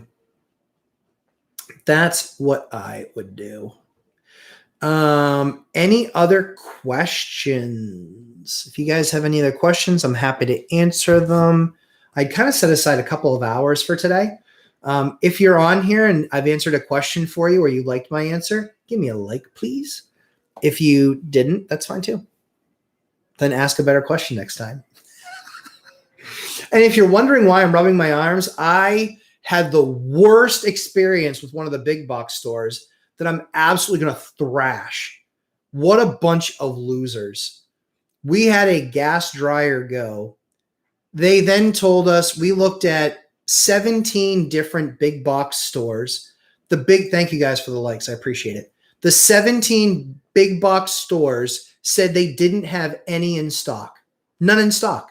None in stock, and they didn't know when they were going to be getting them, and they didn't know how long it was going to be before they got them. That was the story, right? So I'm going all over the place, and I'm like, great, I can't really find anything. I can only find an electric one. Okay, fine. So we have it was an Electrolux set. It was an Electrolux high efficiency stackable. So front loader, high efficiency stackable. Electrolux, we've had it it's only about 3 or 4 years old. The washer's been okay. The dryer died. Piece of crap. I can tell you my experience. It was garbage. They tried to service it 3 or 4 times. Could never get it working. I'm like, enough is enough. I've got young kids. I can't have and now that we're on quarantine, we have to have a washer and dryer that works. So this is important, guys, because as landlords, you'll become huge consumers of appliances. I own 83 refrigerators. 83 refrigerators. Yeah. So, and 83 stoves. And then we own like 70, 60 something microwaves. Anyway, so trying to swap out the gas dryer. No one has one. Big box stores, the 2 biggest ones that you can think of. Big box stores all over the place. Absolutely killed myself on these things. Tried to find them. Couldn't find them anywhere. No one had a gas option. It was completely out of the realm of possibility to get a gas option. And then once we went through this process with the gas option, again, no one has them. So I'm like, okay, now we have to convert. We're under quarantine. Thank God I have some of the relationships that I do. I got an electrician to come over here within 24 hours and put in. He's an amazing electrician. Thank you very much, Justin. You are very much appreciated. He came in, quarantined himself off to the certain part of the house where he just had access to water dryer, kept on walking around the house because he had to add to the panel and the whole 9 yards. Did all of that work. Absolutely amazing. Did all of that work in literally about an hour and a half, 2 hours, got everything installed. And so then I can go on a hunt for an electric. So I go on a hunt for an electric. I hunt everywhere I possibly can. And guess what? We finally find one. So that's awesome. We find one. We bring it in, try and put it on top of the Electrolux. No, they have 2 different mounting kits. Electrolux has their mounting kit and GE has their mounting kit. What a debacle. I didn't have room or real estate in the laundry room to put anything other than a stackable. There's cabinets around them. I don't have that option. So I now have to rip apart and try and put this together. Couldn't do it. They're that different of a bracket setup. I have access to being able to bend all that stuff and get to all that stuff. Not in quarantine, I don't. So what does that mean? Now I'm looking for a washer that matches. Kid you not. This was literally what I spent the last 3 days handling this bullshit. Finally find one that matches. We get one that matches, and we're like, okay, cool. We got it. We found it. I bought it online. They said, sounds good. I then have a service because Lowe's couldn't do it in less. Oh, sorry, I said the word. They couldn't do it in less than 2 weeks. So because they couldn't do it in less than 2 weeks, I'm like, I'll just hire another service to do it. So I hire a different service to do it. What do? They show up. They get it put in. They're like, hey, this says dryer on here, and we're looking for a washer. That's what was purchased. They're like, nope, see how it's remarked down there? That's a mismarked box. They bring it back here. I get in the house. I'm excited. I can finally give my wife a washing machine and a dryer to work with. I cut it open, pop the top. Guess what? Guess freaking what? It was another dryer. I kid you not. It was another dryer. And they gave me a stacking kit that doesn't work with those 2 GEs that I bought. Like, how bad at life do you have to be to not know how any of this stuff works together? This is your job. This is your job. This is what you're supposed to know. So now I've got another dryer to go with my not new washer, and I can't get one. And they're like, yeah, and worse yet, I called them 3 times. They didn't call me back once. Left a message for for an assistant store manager and customer service. Talked to them twice. We'll take down your number. We can't get anybody on the line right now. We'll have someone call you back. Total garbage. I wasted my entire 3 days chasing this down and playing this stupid, foolish game. Finally, I'm like, you know what? Screw it. I call the local guy. Have a conversation with him. I say, this is what I need. He goes, I got a set right here. He had a set for me. Now, it wasn't gas, but it was electric, and I had already paid to convert to electric. So I get it, get the machine. I said, this is what I'm going through quarantine, so I can back up. You can just put it right in my truck, and I'll figure out how to get it down into my house. Kind of a big guy. So, yeah, see, kind of a big guy. It's not just fat. So we get him in the house, dollies, appliance lifting with my wife. She's awesome like that. So we get the thing in the house, and we then get the washer installed. And then we find out that, yep, that bracket that's supposed to be a universal GE bracket doesn't go to that set.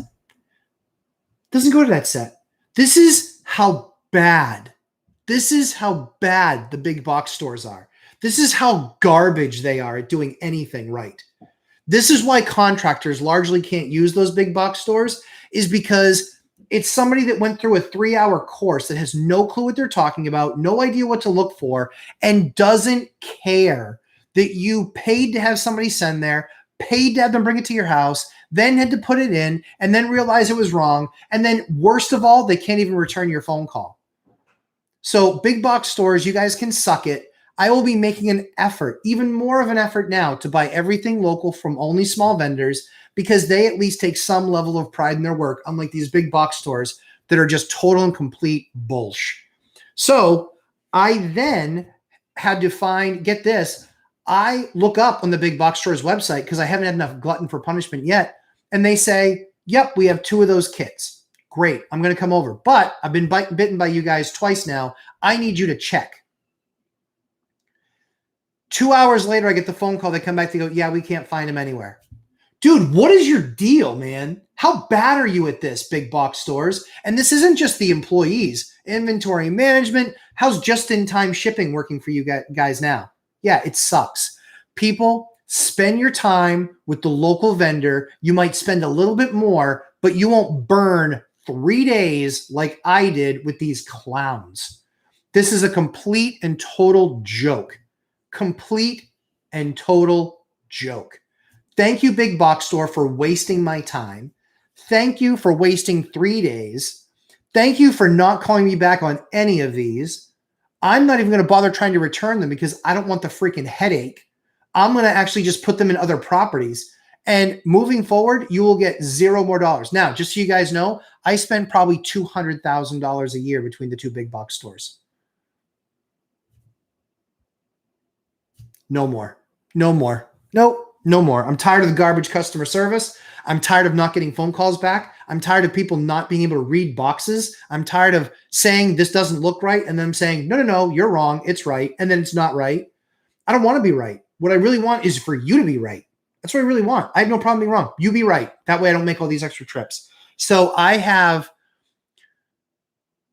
easily 10 hours into getting a working washer and dryer in my house. 10 hours.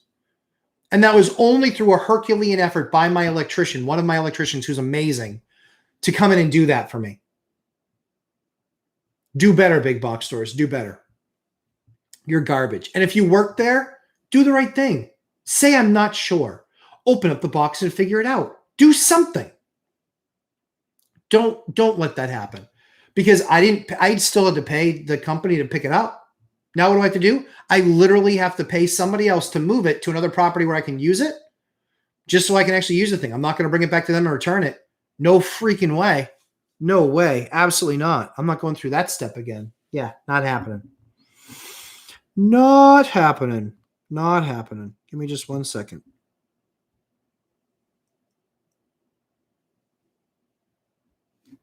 Hold on 1 second. Go. Okay. Yep. Contractors working Sunday. Sorry, guys. Yep.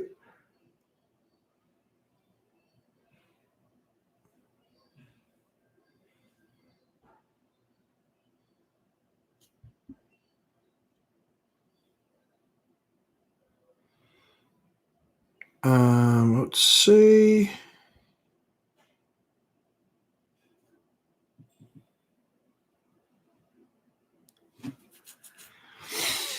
Sorry. He said something funny. All right, back to comments. Sorry, guys. That was my little rant there, but please, yeah, like big box stores, honest to God, find a local guy. This local guy, I told him, I said, if you guys can do this for me and not make these mistakes and cost me time and money, we will do a lot of business together. And so we're going to negotiate something because honestly, I spend a crap ton of money on product. So we'll do probably this year on appliances. If you're wondering, we'll probably spend $50,000 this year in appliances, maybe 60, maybe more. I'll tell you, but yeah, it's going to be 50 or 60. Of course, the manufacturers have proprietary mounting kit. Yep. What better way to make you a consumer? The store should be able to check all of the other stores, right? Isn't it easier to shop online? I did shop online. That was the way that I did it. And their inventory was wrong for every single store. Yep. They said in those 16 stores, they said 9 of them had either a dryer or the stacker kit, and none of them did. None of them did. So I shop online. I absolutely shop online on my phone all the time. I have to. That's the only way that I can get done what I get done. Because late at night, like I work during the day. I spend time with my family at night. I put my kids to bed. And then after that's all done, I start shopping on my phone for the things that we need for the business. And yeah, so it was all done online. It was all people. When pickup, they literally gave me the wrong thing because they said, oh no, the box is mismarked. They're mismarked. Idiots. So yeah, good question. Oh,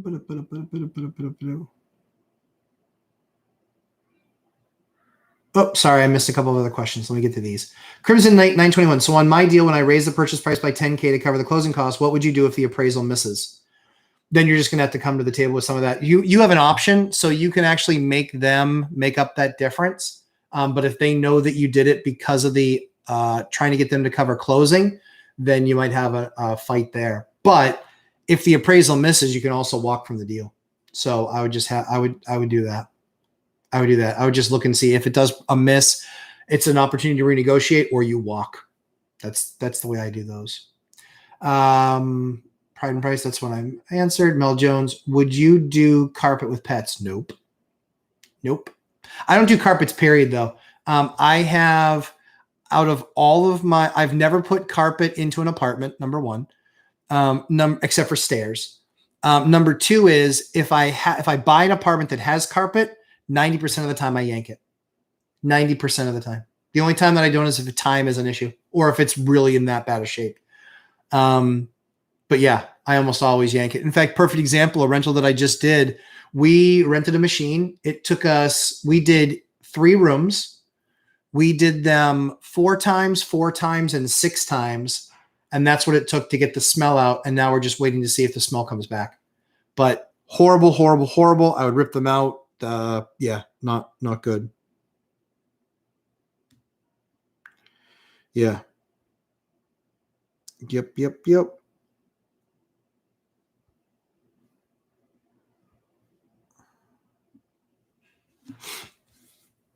Let's see. So no carpet. Crimson Knight, just thinking that most areas in Manchester are close to the airport. The one that I have an offer on, it just happens to be 4 miles away. Yeah, I mean, like I said, I think 4 miles away, I think you're okay. The one that I would be looking more at is just flight path. So the house that I was looking at was an expensive house. And it was in the flight path. And so it just completely killed it for me. And the problem is that the frequency of that airport is going to do nothing but increase. And so for me, even though it was a plane passing every half hour, it's only going to get more. And the problem is being in the flight path. Guess what? The pool that was outside, I was buying a house with a pool for my kids. That was the issue. That was the issue right then and there. That was the issue, was that it was going to be outside. It was going to be screaming over the plane because the plane's going over again. So yeah, hard pass no for me. Yep. Hard pass no. Price and pride, never carpet with pets. Yep. Especially in a notoriously wet and muddy area. Yeah. I mean, just carpets aren't a fit for me, period. I just don't do carpets. I think carpets are garbage. I think I like the way they feel on my feet, but I much rather do an area rug. Honestly, much rather do an area rug. Area rugs, $200-300, $400 at Home Depot. You can get a really nice one, 8x10. And when I want to change the motif, I change out the rug and I put it in a different place. And that's what we do. So yeah, so I stay away from carpet, largely speaking. I don't put it in. And largely, like I said, 90-95% of the time, if it's in a place that I'm buying, if I'm rehabbing it, it comes out. If it's being made ready for just the next person to move in, then I will clean it a bunch. And if I can get it looking decent, we'll keep it for now. And then, make it a priority. If they stay there for a few years, then we'll look at doing something special for them and swapping it out. Mel Jones. Yep. Thanks, Pride and Price. Yep. Our Price and Pride. Yep. Matthew Paris, can you give us your honest opinion about the big box stores? Yeah, I think I did. Matthew's funny, man. Matthew's always good for sarcasm. I appreciate it. It's really good, actually. Yeah, they suck. So I used to do about $15,000 a year of paint with them. And they so consistently screwed it up. Late, not ready.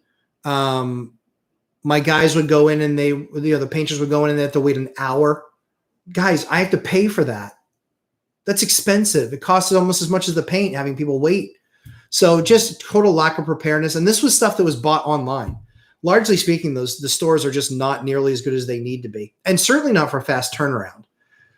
Sometimes it's 4 hours. Sometimes it's 12 hours. Like, I don't have that kind of time. People know what they need. They can just go in and get it. But at a lumberyard, at a small mom and pop, at a real paint shop, not an issue. Not an issue ever, ever, ever. They totally understand this.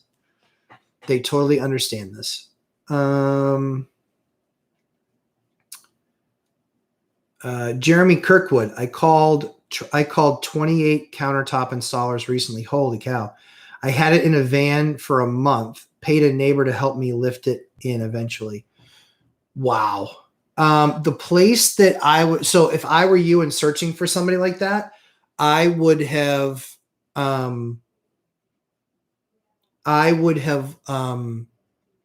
if it was a butcher block, I would have looked for a carpenter. If it was a stone or something stone like that, I would have just looked in like the skilled services area of like Craigslist. That's another option too. Or even movers. Movers will help you move that stuff too. And a lot of them, if you're just saying, hey, I'm just using you for hands to show up, pay them $50 to show up and say, all we're going to do is move this and slide it into place. That's an option. Let's see. So yeah, Andrew P. Matt, is there anything you're holding off on updating, fixing due to supply chain or cost issues? So Andrew, that's a really good question. We have a couple decks that we're not doing because we're waiting for Trex or that pricing product to come back down, and availability of colors. There's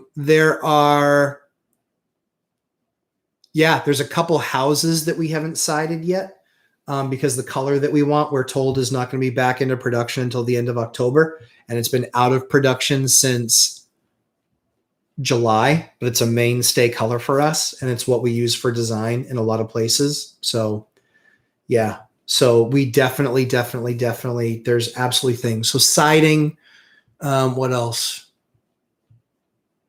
There's a couple of forced hot air systems that we want to upgrade that we can't because the controls for the ones that we use are somewhat difficult to come by right now.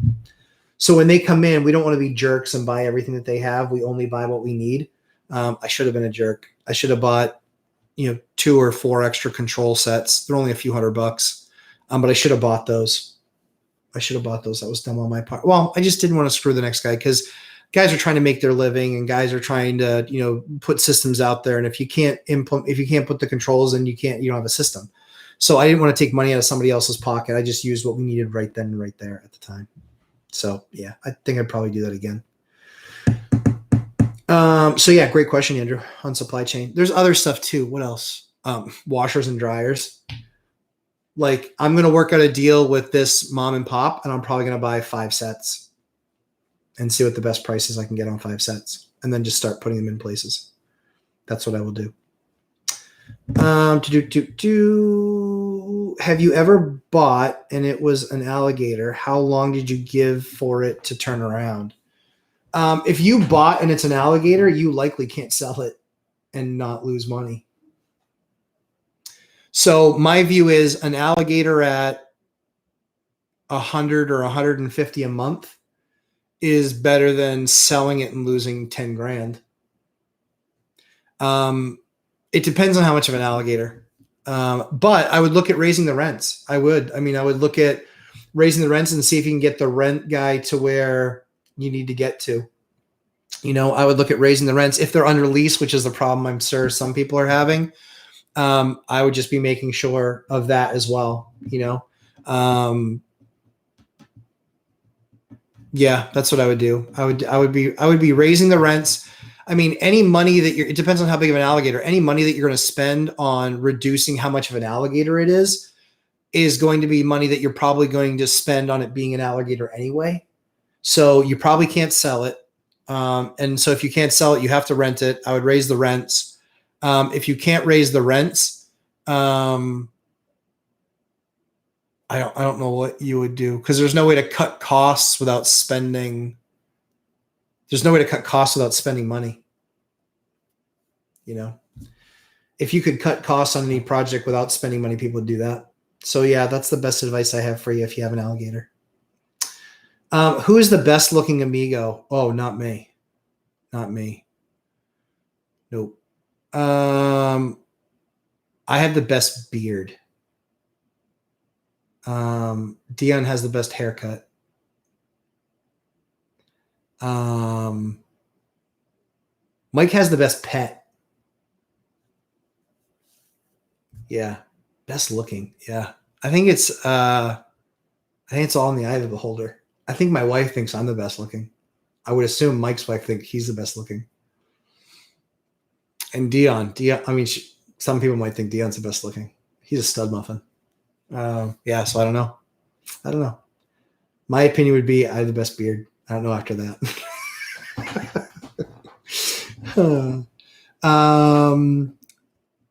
Jeremy Kirkwood. Yeah, wow. Yep. 800 pounds of quartz. Yeah, dude, that stuff is not light. So I actually I bought, dumbest thing I ever did, total, absolute, complete, and total waste. I did that with granite slabs. I bought these unbelievable Roman OG granite slabs.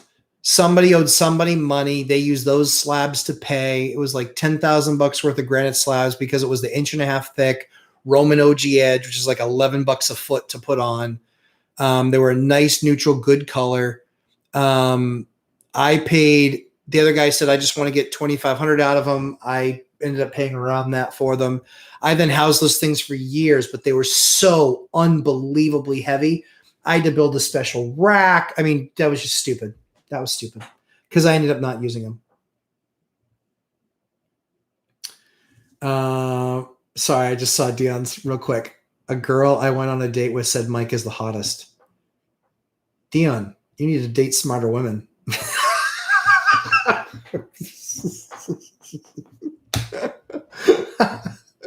I'd say Mike's pretty. Yeah, Mike's pretty. Yeah. Yeah. Like I said, to each his own. If you like Mike's facial hair, you hate mine or Dion's. Yeah, for what that's worth. All right.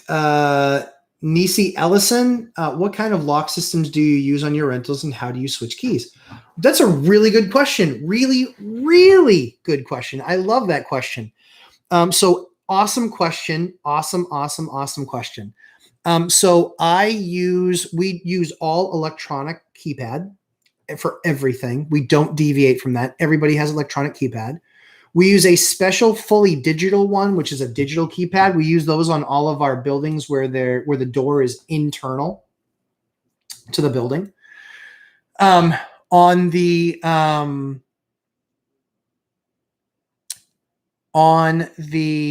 let's see, on any of the exterior ones, we either have used a Schlag, a Gatehouse, or there's one other one out there that we use. But digital keypads, digital keypads, digital keypads, digital keypads. Gatehouse are electric. They're fantastic. Love them. And wait until Black Friday, and we buy them by the bulk. We usually buy between 20 and 40 a year. We bought a lot last year. We went through all of them because, places will have multiple door access. So they'll have your front door. You might have like a basement door. You might have like a side door. So there's this one building that we did. They had a basement door. They had a door that actually reached up into the unit. Then they had a front door, and then they had a door that went onto the back deck. So it took me 4 locks per. They're like $40 to $50 a piece. So it was $200 per place in locks. So that's how we burned through 16 really, really, really quick. But yeah, good stuff. Good product. Good product. Like it. Gatehouse. Yeah.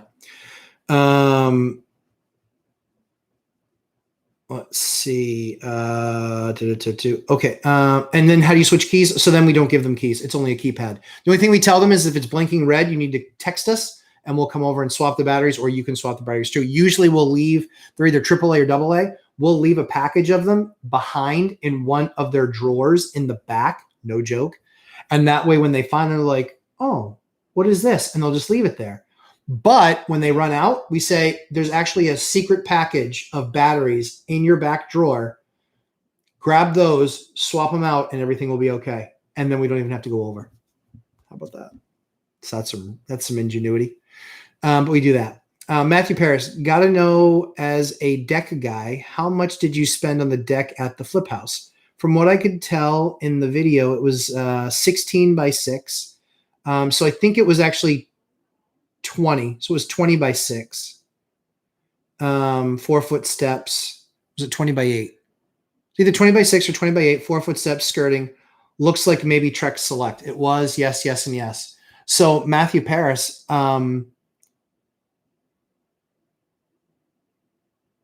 okay, so I was just going to ask you what you thought I paid. So yeah, we were right around $5,000 without railings. Yeah, we were right around $5,000 without railings. Then when we added railings, I want to say we were about another $1,000. So we were probably about $6,000 into that tiny little deck. That was so painful. But yeah, right around $6,000. Yep, right around 6. But it was a little bit bigger. Yeah, it was like I think it was 20 by 8. It might have been 20 by 6, but I think it was 20 by 8. But yeah. Yep. Did a good job putting it together. That I was really happy with that contractor. Did a good job. Let's see, Matthew Paris. I know what I charge for that deck. Just wondering what it would cost there. Thanks. Yeah. Yep. You're right on. Yeah. I mean, I think so. Yeah, a little bit bigger. We also, so the thing for us was that was actually not a deck. And I'm not playing games with you. That was not a deck. That was a freestanding. Mm-hmm. The reason why we did it freestanding was because if we built that and attached it to the house, guess what?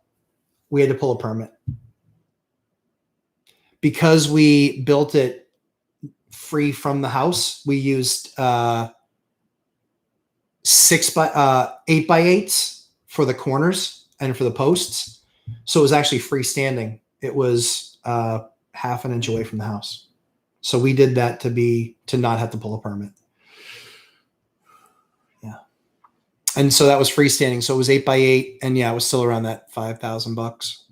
But we used 8 by 8s, cut them, and then used those as the posts. But that's how we built it, and then did the skirting around it. But yeah, it came out beautiful. Thank you. John Williams, it's the frosted tips. I know, the blonde frosted tips. I dyed my hair blonde that color one time. I lost a bet. I'm not saying Mike lost a bet. I'm saying I did. Andrew P. Oh, yes. Matthew Paris. Yep. Gatehouse Electric. Andrew P. You answer with a straight face. Yep. Well done. Yeah. Thank you. You can ask me tough questions like that all day long. I can answer with a straight face. It's not that hard. Yep. Digital keypads, Jeremy. Yes, yes, yes. See, I pay attention. Yeah. Yeah. Honestly. And two, with those digital keypads, they're awesome. They really are. They'll save yourself a ton of money, a ton of time. That was our biggest issue every year, was getting keys back and having to say, if you don't return your key, yeah. So yeah, if you don't return the key, then we can't return your deposit. We have to charge you. Like, we were spending a ton of time every year. And the problem was we had to change the locks. If you have one outstanding key, you have to change the locks, because you can't have somebody have access to it, because then they can say that they got key access. So yeah, we don't hand keys out anymore. Everything is 100% digital. We haven't handed keys out in years, 5, 6, 7. 10 years ago was when we started installing those things, but then we made them a standard probably 6 years ago, 6 or 7, literally going through all the old properties and replacing all those, even ones where people had keys. So now everything is keyless. Everything is digital keypad.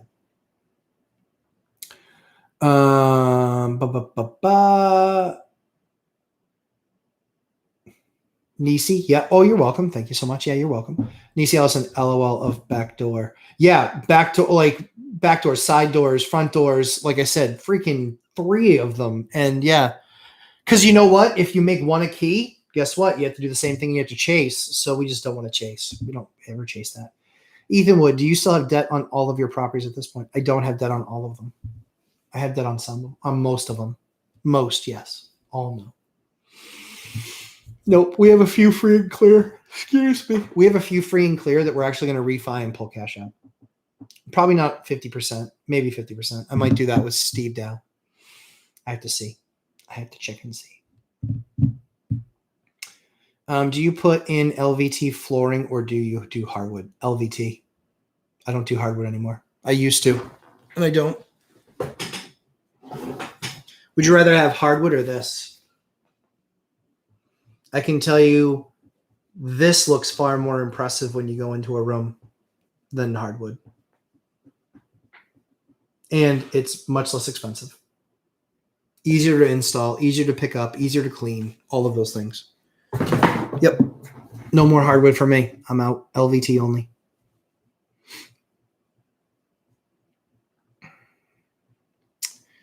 Matthew Paris, I only build freestanding, never attached to the house rim, asking for rotten rim joist. Yeah, exactly. And even if you flash it, like, it still gets in behind. So yeah, we always do freestanding just off the wall, then no deck permit. No deck permit. Because the deck is freestanding. No, because you can. Jeremy Kirkwood, because the deck is freestanding, it won't be an improvement on the tax bill.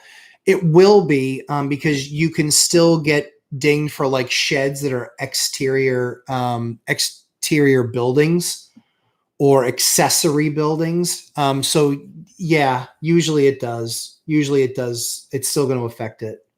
Yep. Still going to affect it. Interesting thoughts to refi. Give me more detail there, Ethan, and I'll answer it in more detail. Because you could be going like 3 or 4 different directions with that. So ask me more in that question. I'll give you more info. New cabinets or paint original? Depends. It depends. And yeah, Matthew Paris, I'm not going 6 hours. It ain't happening. And yeah, I'm yawning. I'm exhausted. Freaking exhausted. Those stupid washer and dryer damn things, lifting them by myself. It's horse. Sorry, I won't finish that. So painting existing cabinets. For me, most cabinets for me to paint are going to run me between $1,500 and $2,000. I can do a brand new kitchen with counters for $5,000. So I would just do the brand new kitchen but that's how I evaluate. That's why I showed you the math. Is because if I'm in your shoes and it's maybe a couple $1,000 to paint, but it's $10,000 to do a kitchen, I'd probably paint. Depends on what you're going for in the unit. It really does. If you're in an A-class area, I probably wouldn't paint. If you're in a B-class area, I probably would paint. It's going to give you a better finish. It's going to give you more rent. It's going to rent to people with better credit scores that make more money will more likely rent that type of a unit. Because with better credit scores and better money, they have more options. So yeah, if it's A or B, that's what I would do. I know I'll never make it 6 hours. Yeah, I'm not trying to go 6 hours. No way. We're over 2, but we'll keep on going. As long as there's questions, I'll keep on going within reason. That got me last week. The paid off properties. So interesting thoughts to refi the paid off properties. So I don't want to do a HELOC because HELOCs can get closed. And when HELOCs get closed, the money count towards your debt to income. But then you don't have the credit line, if that makes sense. So I don't want to do a HELOC. And if I believe that rates are going to change a lot in the next 2 to 4 years, I do. And so for me, I rather get fixed 30-year debt. So I'll even pay a little bit of a premium, 4.25.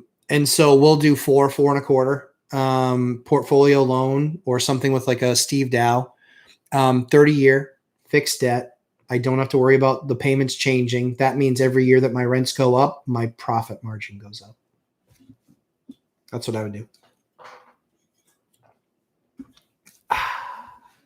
See, I'm yawning because I'm drinking caffeine free. Now I'm dropping stuff and throwing it everywhere. So yeah, that's what I would. So,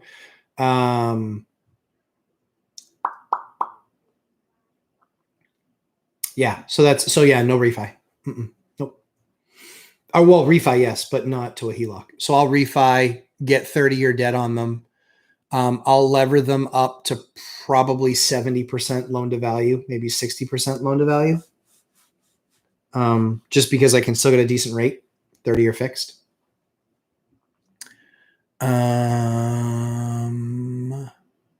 Yeah, that's what I'll do. That's probably what I'll do. Yep. Yeah, that one I went for cash. That one I went for cash. Yeah. Yep. Hold on 1 second, guys. That was at 1 o'clock. Never mind. That's good.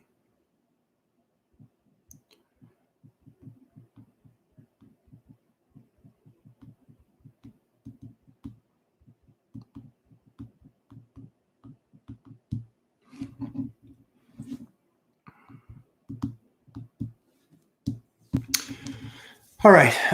Let's see. Back to the questions. Let's see. I'm painting my C-class 1970 cabinets, but I'm getting new doors. Okay.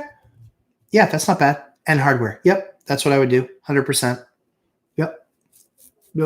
C-class, I think it's just, you're going to be hard pressed to get that number out of it, especially if it's just C-class based on the neighborhood, not the quality of the product, right? I bought C-class quality in an A-class area. And so those I'll make an A-class property because it's an A-class area. And I don't buy C-class area.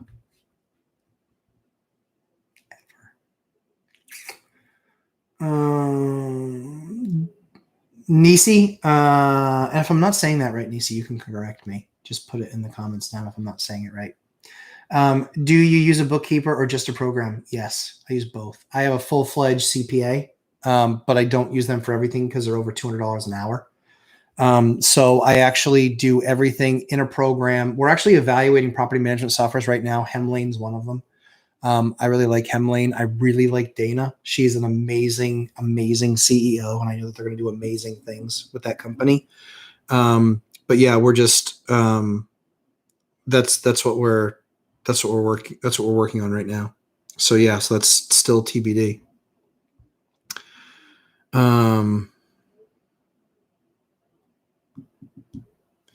So yeah, yep. So accountant, CPA. We work with programs. We hand them the printouts. We get a sheet every year that says, what did you add? What did you sell? 1031s, all of that stuff, kind of a workbook, and we kind of go through that. It still takes us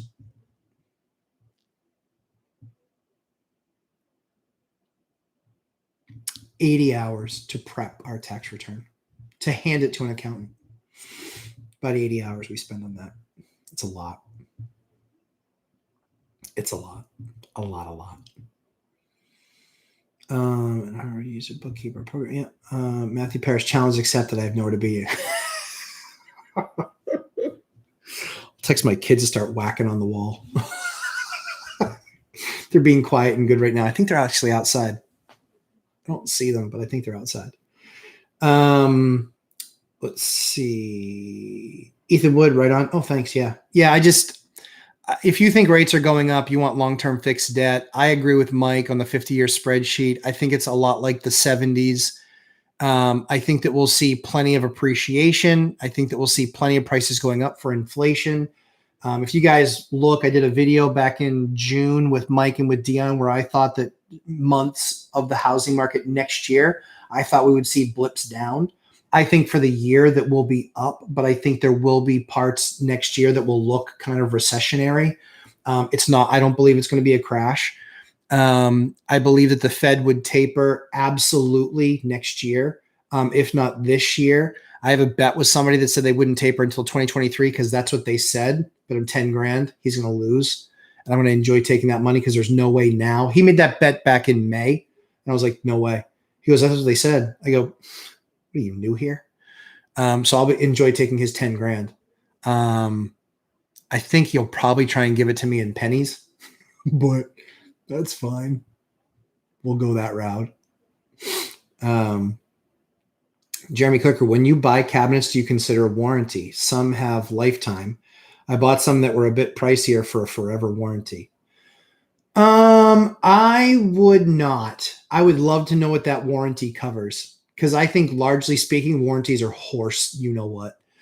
So like water heater, hot water warranties, they're largely garbage. They have done studies on the metals that they use in those things. And it is very, very, very rare that they will last anything more than 12 to 24 months after a warranty has expired. So what are you paying for? In the first 8 years that there was some sort of a defect, I'll roll the dice that there wasn't a defect. There wasn't a defect, especially if it's a 4-star product. So yeah, that's what I would do. That's what I would do. I wouldn't do a warranty. I would really just be curious, very curious as to what they do, like as far as what they warranty, like a hinge. I mean, a door. And I wonder how much they would stand behind it, like how much, and direct replacement store brand. So just logically, and I'm just playing devil's advocate, 5 years from now, that door breaks. The panel inside it snaps. Whatever. Rips off the hinge and you can't re-drill it. You think they still have that style in place? No way. Nope. And then they'll give you some garbage answer like we'll give you a piece of credit towards something else. And water heaters are the worst. Yes, you're right, Jeremy. Water heaters are the worst. I just wouldn't trust the whole.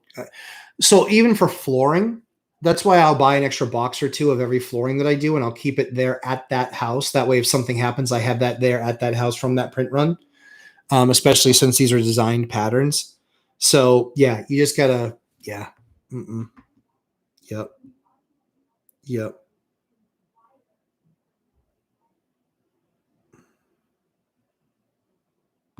Yeah. Yeah. Nope. So yeah, I wouldn't do that. Yeah, C in the Nashua area. Yeah, you're a better man than me, Crimson. I will not do anything in Nashua.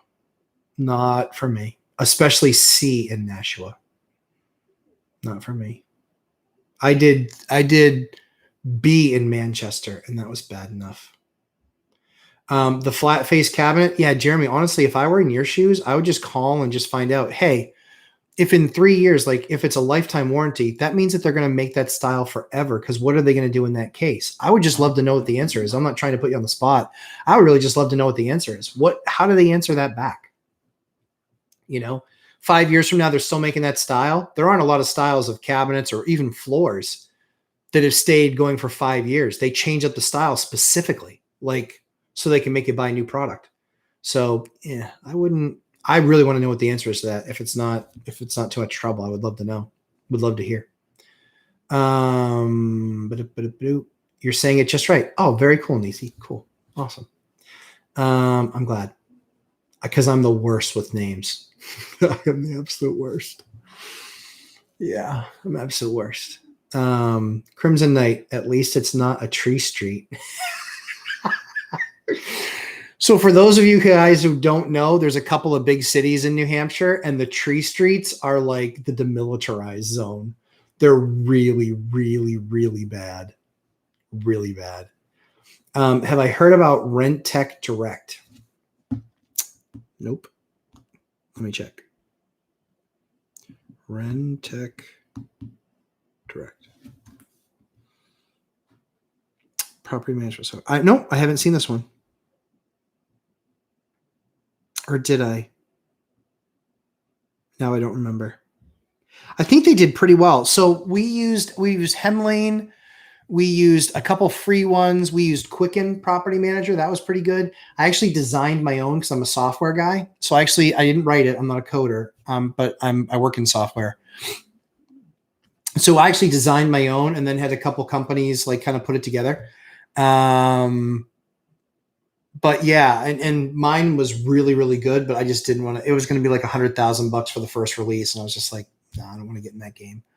But I use it for myself. It's kind of quick. It's kind of quick. It's kind of easy, super easy to use, and it basically just lets me create I created the concept called a property card, so it lets me create a property card for every property. So when I buy it, I know electric. I know all the systems. I know when they were changed, what they were changed with. I know all the toilets. I know all the brands and all the measurements. Everything is in there. Size of rooms, total square footage of flooring for the different things, cabinets that were used, poles that were used, the brands of everything. I have everything on there. So I call that my property card. And that concept of the property card allows me to make sure that anytime I go and need to get something out of storage or something like that, because I keep inventory, I can replace anything there. And if I don't have it there, I can look online for exactly what it is and replace it because I have the dimensions there in my phone. So I don't have to go out and measure and check. And so it's just a much more efficient way of doing business. And that's what I'm at. I'm much more, I just try and be as efficient as possible. So that property card concept was something I invented probably, I don't know, 7 years ago. And so I have my own personal property cards, which I like. But that doesn't translate into the books. And so, yeah, so we used Quicken for a while, Quicken Intuit Property Manager. We've got a couple properties that we're using in Hemlane right now. And a couple of others, but I'll take a look at Rentec too. Or I'll actually ask my wife. That's more the stuff that she handles.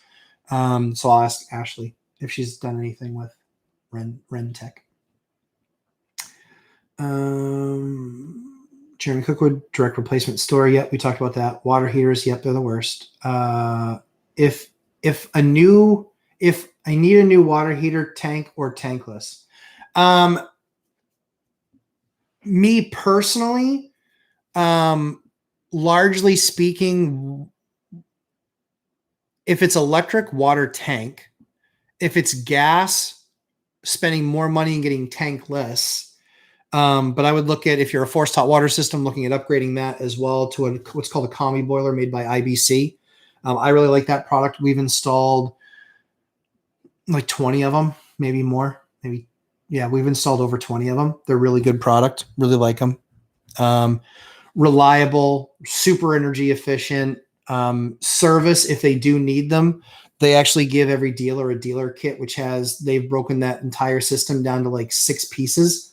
So they can literally come and swap out the piece and you're not down for days, not running.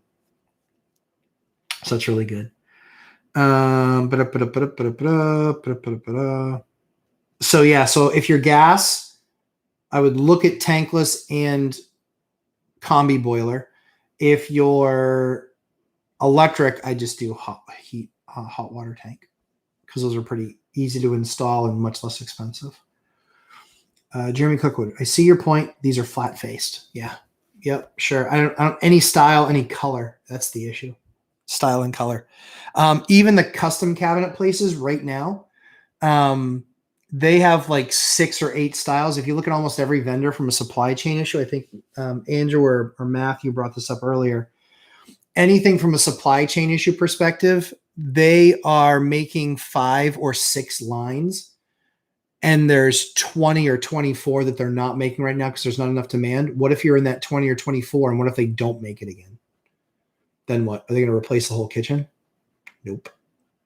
So look at the lines. They're reducing the number of lines that they're creating and working on. Nisi, what was the most expensive replacement you ever had to do on a property? Most expensive? Ooh.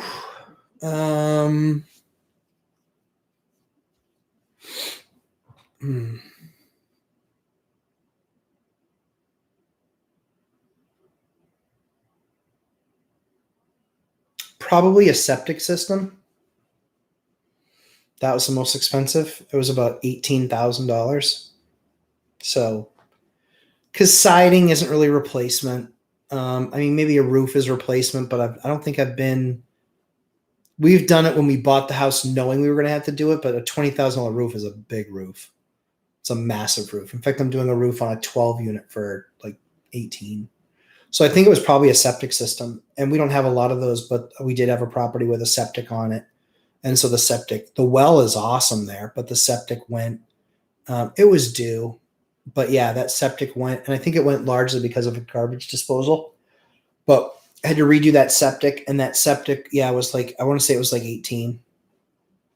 The bigger issue is it was days. It was a couple of weeks. So it was a porta potty there, no showers there. Like it was, no showers. Yeah, no showers. No showers, no toilet. So you'd have a porta potty. No es bueno. No es bueno. No good.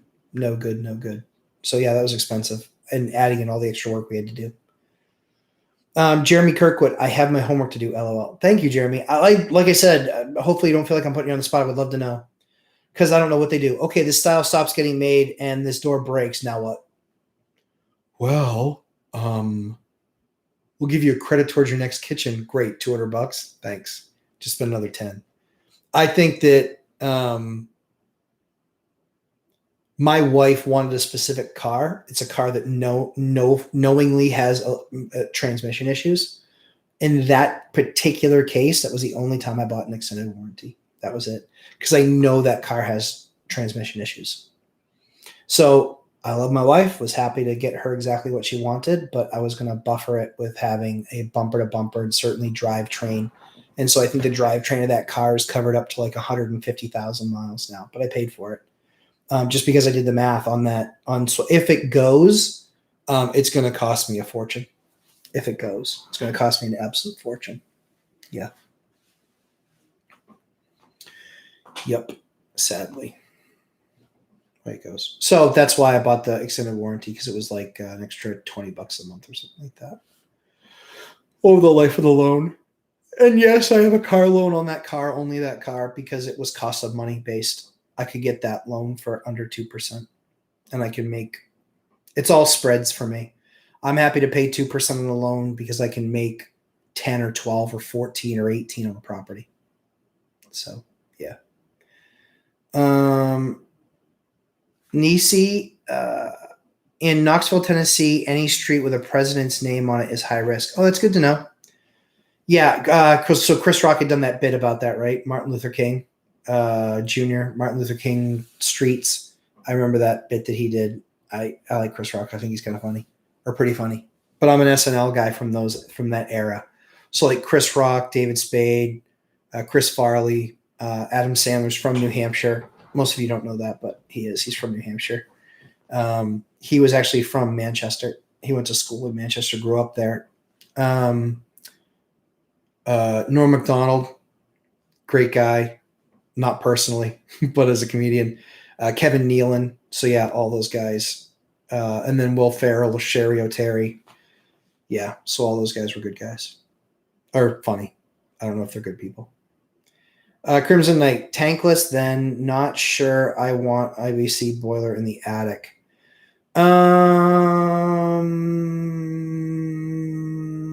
Look at it. I don't know why you wouldn't. It's direct vent. It's direct vent, and it's a very easy machine to work on. So I would look at it. I would at least have it quoted out. That's what I would do. I would have it quoted out. Because yeah, they're really good. They're really, really, really, really, really good. But a good idea for the property under contract where I'm doing an oil to natural gas conversion, switch to boilers. Yeah, definitely. If you're doing that, IBC through and through. Like I said, I never talk about anything I either A, don't do myself, or B, don't use myself, and I use IBCs exclusively. Any forced hot water system that we change or that we do is always IBC now. We came away from Onex boilers made by Embassy. We came away from those. Those we proved to have problems with after even something like 4 and 5 years. The IBCs were 5 years into our oldest one and nothing more than just general service. It's been really, really good. So I like it.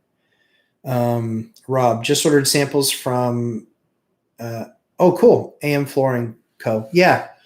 Yeah, honestly, Rob, let me know what you think. I think that sample box, I think you'll like it a lot. The commercial stuff, what's really interesting is the commercial stuff, you have to account for more loss because of the size that they are in planks and when you get to a wall and the pieces that you put in and that sort of stuff. But I am very, very excited with what I saw out of that product. It was very good. It was very, very good. Yeah, I really liked it.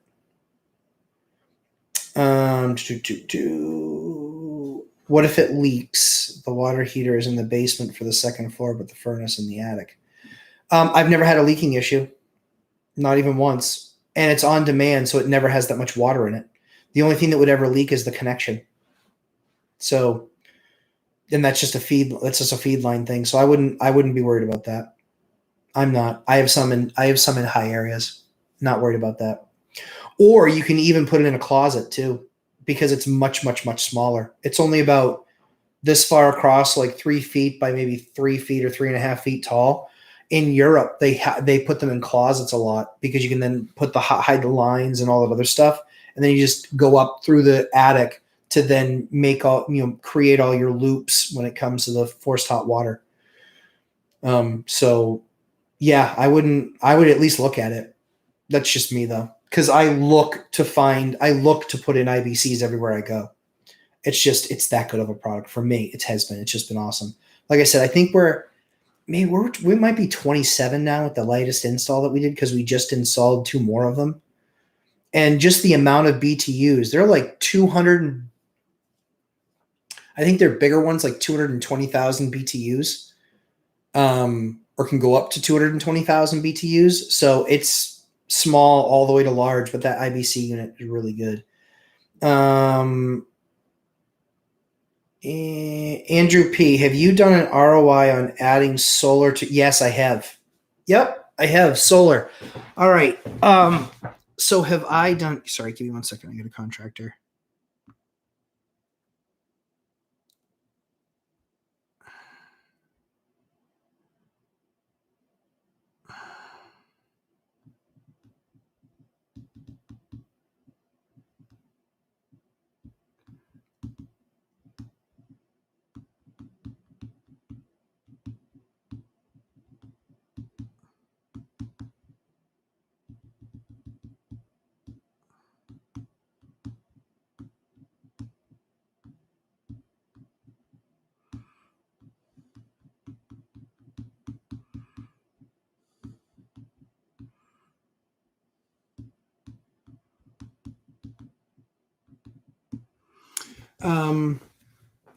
So I've looked at everything on solar to the buildings or considered metal roofs.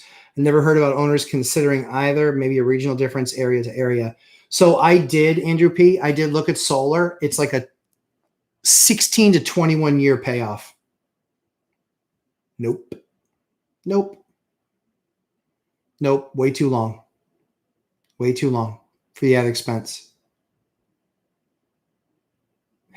Jeremy Kirkwood did solar, wanted to reduce his federal taxes. Tax credits changed a little bit, but yeah, I wouldn't do it. Not for me.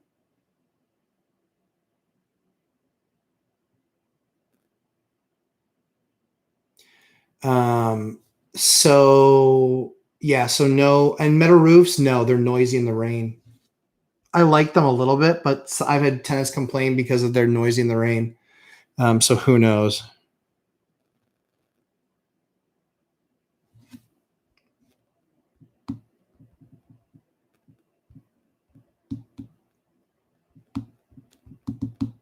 Sorry, guys.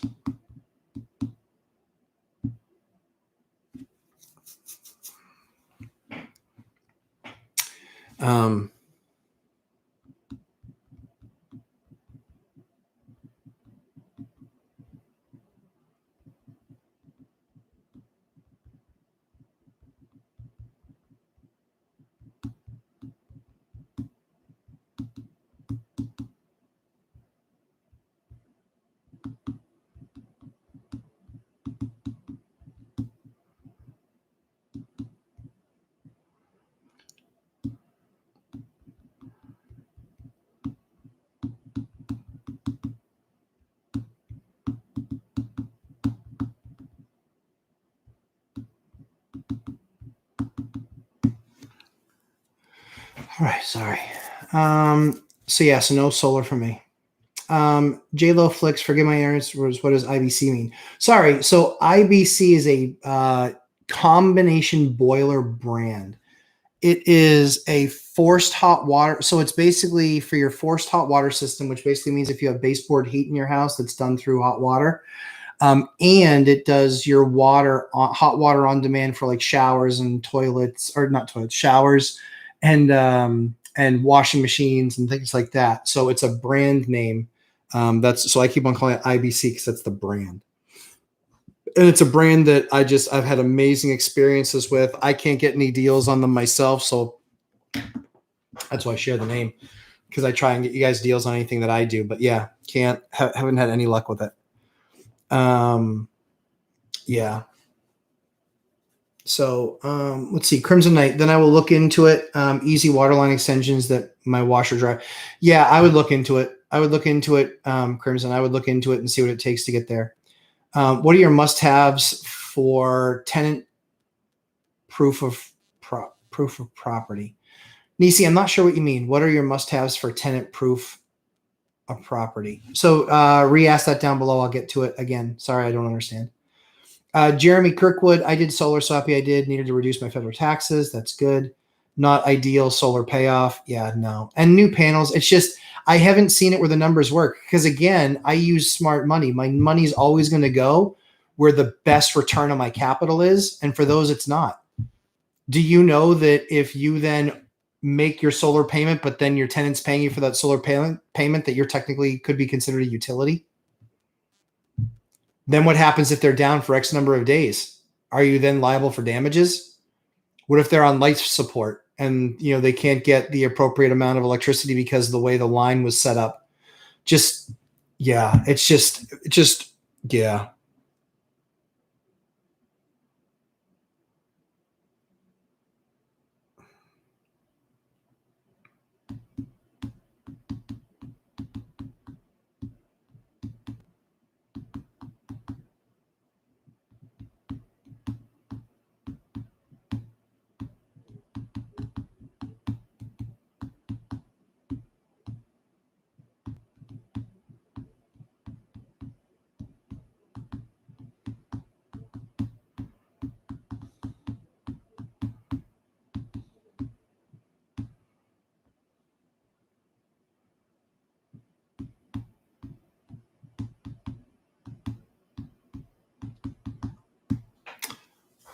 Sorry, guys. Want to make sure that people are taken care of because they're working for me. So no solar for me. Are you a communist? Water heaters, gas? Do they make electric Insta-Hots? If so, what does that do to your power bills? I'll compare my power bill to your power bill any day. Yep. We're in the wintertime though. We have winters here. I don't know where you are. We have winters here. Tell me where you are. Down there. Because we have to heat, and like in the wintertime, if you have a regular old like oil boiler, you could spend $300 to $400 in heat a month for 3 or 4 months.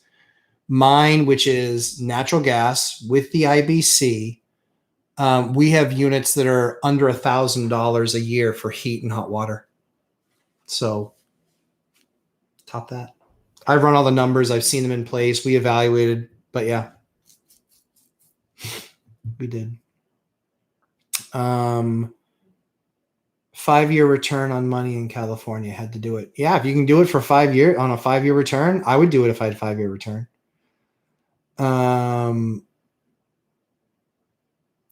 There are a few reasons. One is forced appreciation in my area. I own 2 homes very close to each other where nothing sells. Oh, interesting. Saw the value go up in the other house. It's also an appreciating asset. Houses are appreciating assets. Solar is not. Solar is not an appreciating asset. I understand that you can make the argument that energy only gets more and more expensive, but panels also produce less and less over time. And if you're storing any of that in batteries, let me know what it looks like when you replace those batteries. If you're actually storing any of that energy. And it was fine when utilities were giving equal money back or half money back. Now they pay you like a 16th what they charge you for electricity. They pay you like a 16th of it back. So it's, yeah.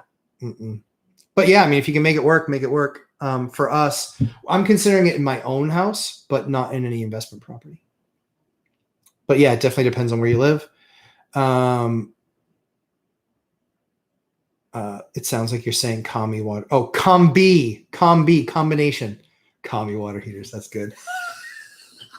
I've not heard that one before. I was like, communist. No, they're combi, COMBI, combination water heaters. Yeah, that's good though. Sorry, I missed that. That's really good. What will you do to make sure a tenant can't damage property, like no garbage disposals? Yeah.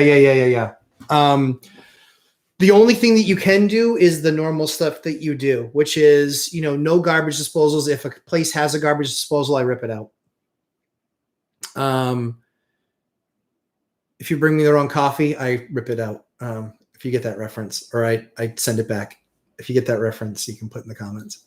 But yeah, the only thing that you can do as far as like leach field goes or not damaging stuff.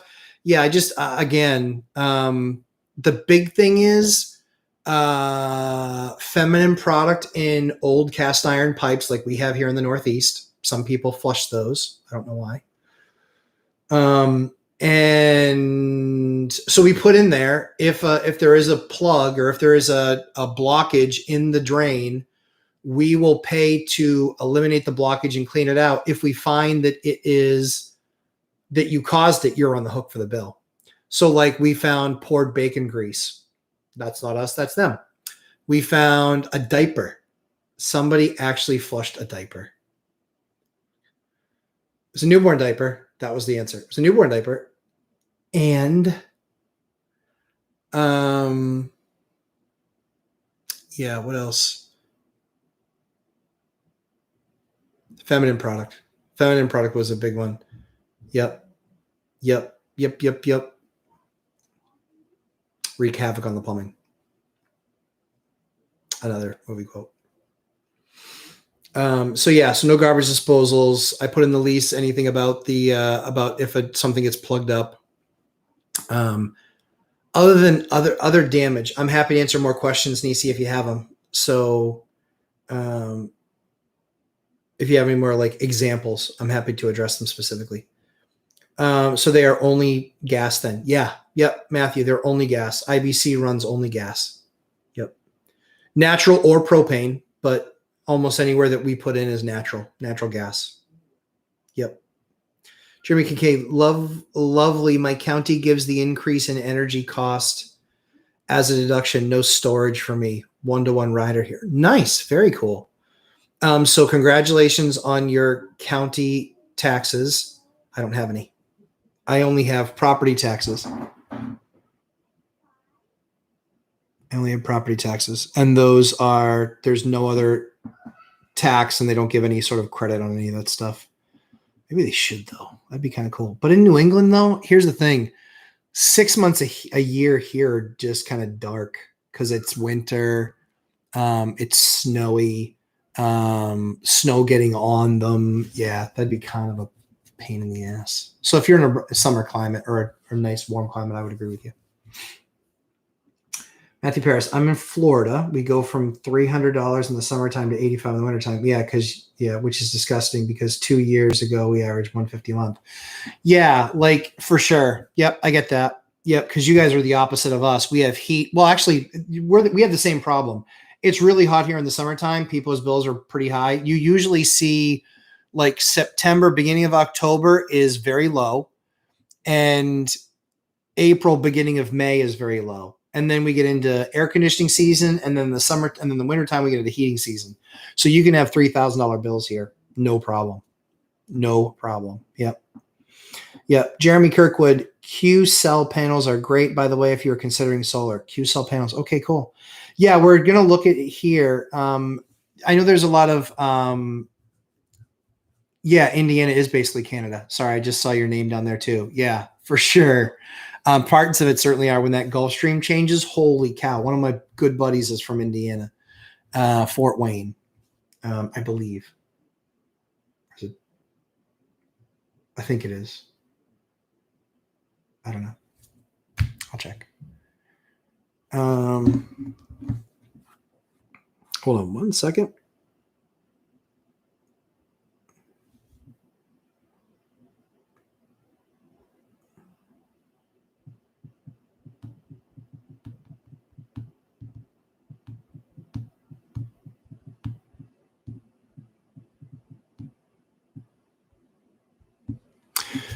Yeah. So, oh, you're in Fort Wayne? Oh, very cool. Yeah.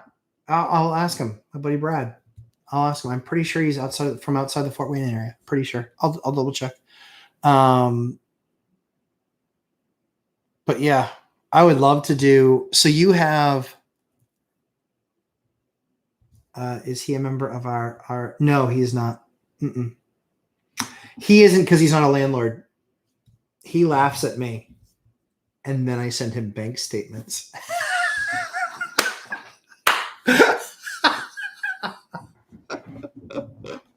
So yeah, he's not a landlord. Nope. All right. Other questions. Soren. Oh, hey Soren. Nice to meet you. I've never met you before. Not even on here.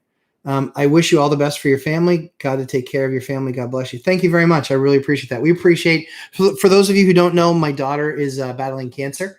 She started chemo a little over a week ago. It's a very rare form of cancer. They haven't given us very good odds, but we are people that believe in prayer. And so we're very grateful anytime someone tells us that they're praying. We are firm believers in prayer. And so we're very grateful for all of your prayers. Each and every one does count for us. And the amazing report on my daughter is that she finished chemo. She's been an absolute champ, giggles and smiles all the way through. A little bit tired after the first, but then came home. Was in great shape. She had another session this Thursday, and again, fantastic. And so thanks for asking. Yeah, very, very good. Very, very good. She's doing so well. Doctors are amazed. They're completely amazed because she's only 5 months old and they're dosing her pretty heavy. She's got a big one coming up. She has a 1 day this coming week. And then the following week, she has 5 days where she'll be inpatient. So that's tough, but yeah, amazing. So blessed to have been going through this process, all the support, all the help, all the prayers. So guys, we're grateful. Thank you very much. I really appreciate it. And my daughter's doing really well. And so Jeremy Kirkwood says, LOL. Oh no, sorry. I'm going to go back up. Sorry about that. Our rental is septic. So Nisi Ellison, our rental is septic and the flushable wipes, big issue. Yeah. But looking to cover you going forward. The only thing that you can do is put that in there is that if flushable wipes are found in the system, then it will be brought back on them. That's the only thing that you could do because people just don't understand. Yeah. Flushable wipes. Yeah. Rent to somebody that's a little bit more dirty. Doesn't care so much more about hygiene.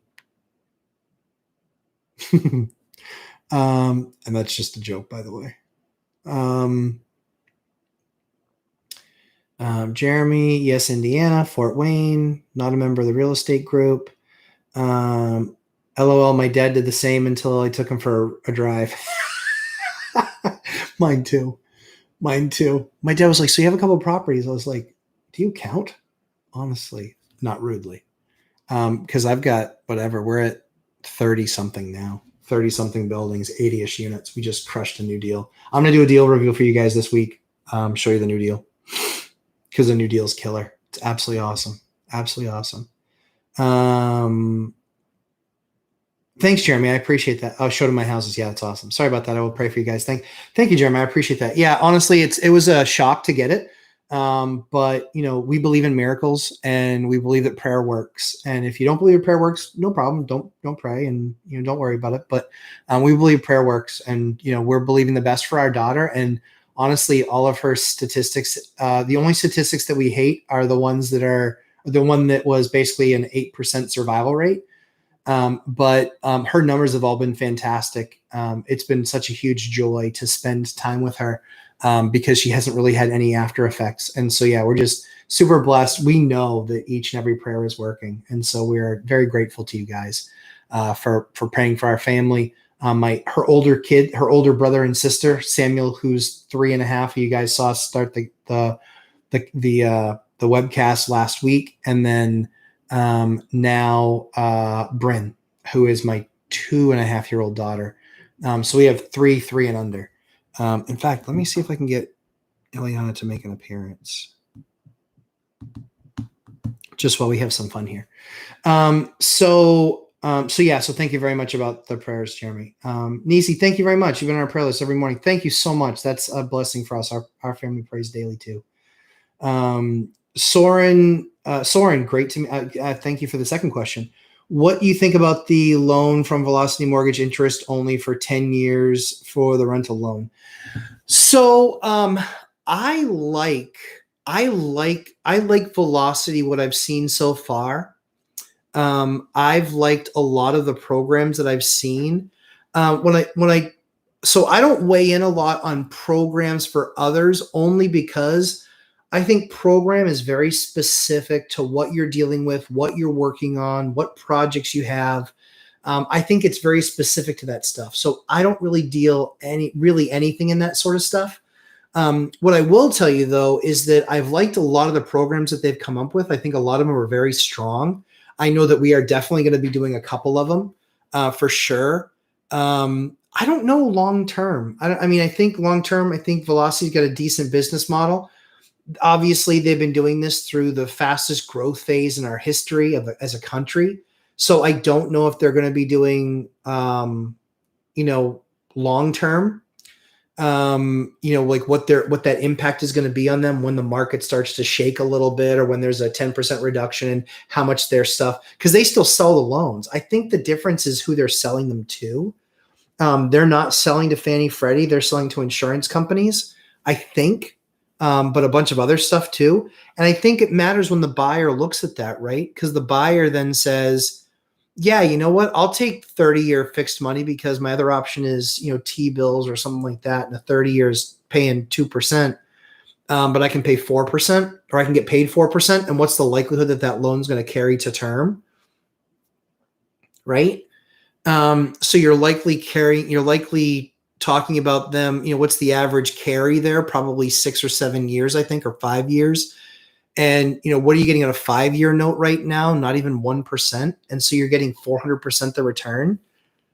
I think that's pretty good and pretty safe and isolated from the market. But again, I'm not an investor. I'm a 9th grade dropout, but I just kind of look at the numbers generally speaking. And like I said, I kind of get the business model that they have, and I kind of like it. I kind of like it. So it doesn't feel frothy or wrong. It doesn't feel frothy or wrong. So yeah. So I like I said, I actually kind of like it. I've got a couple deals. Interest to full disclosure, I got a couple deals I have been looking at. So we'll see what comes up. So yeah, so specifically that product, I'm not sure. But we're looking at all options. If you decide to come to St. Jude for your daughter, I'll need to buy you a beer in Memphis. Oh, thank you very much, John. I appreciate that. Yeah, so we're very blessed being in the Northeast. So we have Harvard for teaching hospital. We have Mass General, which is a top 10 in the country. We have Boston Children's, which is a top 10 in the country for what they do, and Dana-Farber, which is specifically a cancer institute. What's very interesting is my daughter's cancer is so rare, only 25 kids get it. And the average age of diagnosis is 15 months. So it's very, very, very rare. So pretty much wherever so for us and Dana-Farber has done a lot of work in this field with this specific cancer. Because as you can imagine, over the last 5 years, there's only been about 125 to 150 cases in the U.S. And then there's there's obviously everywhere else, but it's usually correlated to population. So Australia, Ontario, Canada, Germany. And so our doctors are actually in touch with global experts on this stuff. They've actually dealt with this cancer themselves because, again, Boston Children's, Mass General Pediatric, and Dana-Farber all being within literally 10 minutes of each other. And so they know all those doctors. Birds of a feather flock together. There's a lot of great healthcare in the Northeast. It's one of the reasons we actually stay in the Northeast, and who would have known that we actually needed it. So very blessed that we have some great people. But I know that they've been in contact with some folks from St. Jude. But yeah, if this were something different, like a different kind of cancer, it'd be a much different option for us. But because it's so unbelievably rare, we are very blessed to have an amazing medical team that has fingers into all parts of the world, literally weighing in. So we're very, very, very excited. So yeah, it's good. Nisi, LOL on the hygiene. Yeah, right. Like people that use wipes, they're more hygienic, but they blow up septic systems. And sewer isn't as good either, because here we have cast iron pipes, and those cast iron pipes, they end up with like parts of the pipe that will start to like grow in or whatever, and like cast iron, or start to get weaker over time. And literally, no joke, those will get stuck there and create a clog. Then when you go to auger it, the cast iron pipe breaks, and then you have to replace the pipe, which is super, super, super expensive. Yeah. Soren, Summerlin. Yeah, Summerlin, Nevada is a good area. Yes, we love Summerlin, actually. An area with very good schools. Look also at Anthem area in Henderson. Yep, Nevada. We got the best school for your kids in Nevada. Very cool. Yeah, we love, love, love Vegas. It will absolutely be, we're just kind of figuring out when it's going to be. Pricing is just way too high right now. And sadly, the Vegas market does this. The national market is more this. New Hampshire market is more this. Vegas is one of these. So right here, I think you're here. And so I'm just going to wait until you're closer to here. I'm not wishing that on you guys at all, but I think, they are more cyclical than others. Mike tells a story, one of the deals that he did, I think he bought it for $100 and sold it for $270. And then when it collapsed, it went to $75,000. I don't think that's going to happen again. But even if you're, in the last couple of years, you guys have gone from 300 to 600. And so even if it comes down to 4, or 450, it's not nearly the crash that it was, but it will still be a significant enough adjustment over the next couple of years. I think there are going to be markets like that. I think I think Las Vegas will be one of them. So we'll just wait and see. Because I love Vegas. I love Summerlin. I love Henderson, and love the Strip. I love this. Well, most of the Strip, some of the Strip, not all of it. Soren, I watch every day, all your videos, all the work you do. Oh, thank you very much. I really appreciate that. That's why we put it out there. So we try and put some stuff out there. Hopefully you guys have fun with it. Rob, thanks, Matt. Gotta bail. The toddler needs a Nerf sword fight. Oh yeah, do go. That's awesome. My wife and my mother-in-law are both here. So sword fights are accounted for, although the kids are going to get it later. except they're down for a nap now. It's the only nice thing is that they're all napping together, or one of them doesn't nap. Do they know what causes that specific cancer? So Matthew Paris, yes, they do. It is a genetic mutation. That's why it's so rare. It's called malignant rhabdoid tumor. It is a genetic mutation of the SMARC1B gene or the INI gene or INI5 gene. And I'm not going to talk any more about genetic mutation because I know I've done enough research. I've had enough conversations, but that's what it is. That's why it's so super rare. And because of that mutation, it's tough to get it to stop because it keeps on mutating. It's just kind of tough to get it to stop. And so, yeah, we're obviously just praying that you guys do the math, right? So 8% of 25 is what? It's basically 2 out of 25. And so we're just going for 3 out of 25. We'd like it to be 25 out of 25, but they still haven't gotten their arms around that. There's a couple of other drugs that are coming too that we might be able to get a trial in. So we're just praying and the right door is going to open for us. So yeah. Heather McIver just got on from Alaska. I wanted to say good morning. Good morning, Heather. I remember you are in Alaska. We'll go back and watch from the beginning after you are done today. Always praying for you and your family. Thank you so much. I actually asked my wife if Eliana was awake. She said she's sleeping, which is kind of funny because she was awake a lot this morning, but now she's finally sleeping. Do I have time to go watch the Reventure Capital? Tell me why Austin is going to crash. Yeah, honestly, so here's the thing. I actually watch a lot of these guys, other stuff. Reventure. So here's the things I would say about him. The graphs are great. His interpretation of them is true to him. I think largely his interpretations are garbage. He is an alarmist because that gets views and subs. The alarming that he's sounding like Boise 921% price reductions in the last 30 days. So what? It's because people put massive dollars in front of some of those things. And so you would expect that. So that doesn't mean the market's crashing. That just means it's not pricing in and accelerating as quickly as it was for the last 3 or 4 years. Still a hot market, still almost no inventory.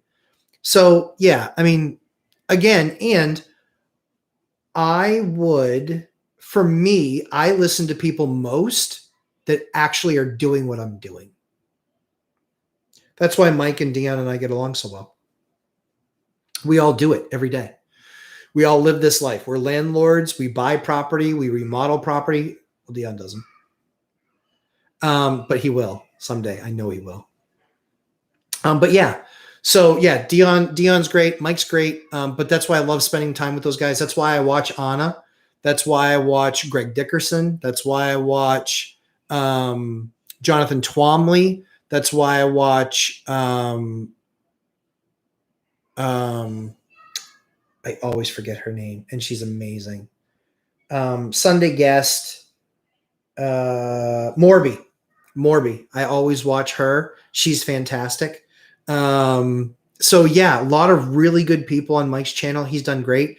I'm bringing another perspective. I'm doing it with a lot of younger kids, 22 to 25, because I want to show them that they have a future, and people should be watching that and saying, if a 22 to 25-year-old can do it, I can too. You guys are in a much better position. You're making a lot more money, and it's a lot. And you usually can cut out your debt and restructure your debt better than they can because you have credit. A lot of them don't have much credit. So I'm bringing a lot of that. So we've got Noah, who we first did that with. We're doing a video with him. He's actually been working on his house so much in his free time, and he has a full-time job. So we're going to do a video with him in the next couple of weeks. And then Emma, she's been amazing. She's been great to work with. And I see a lot of good stuff coming for her too. So yeah, I'm looking forward to it.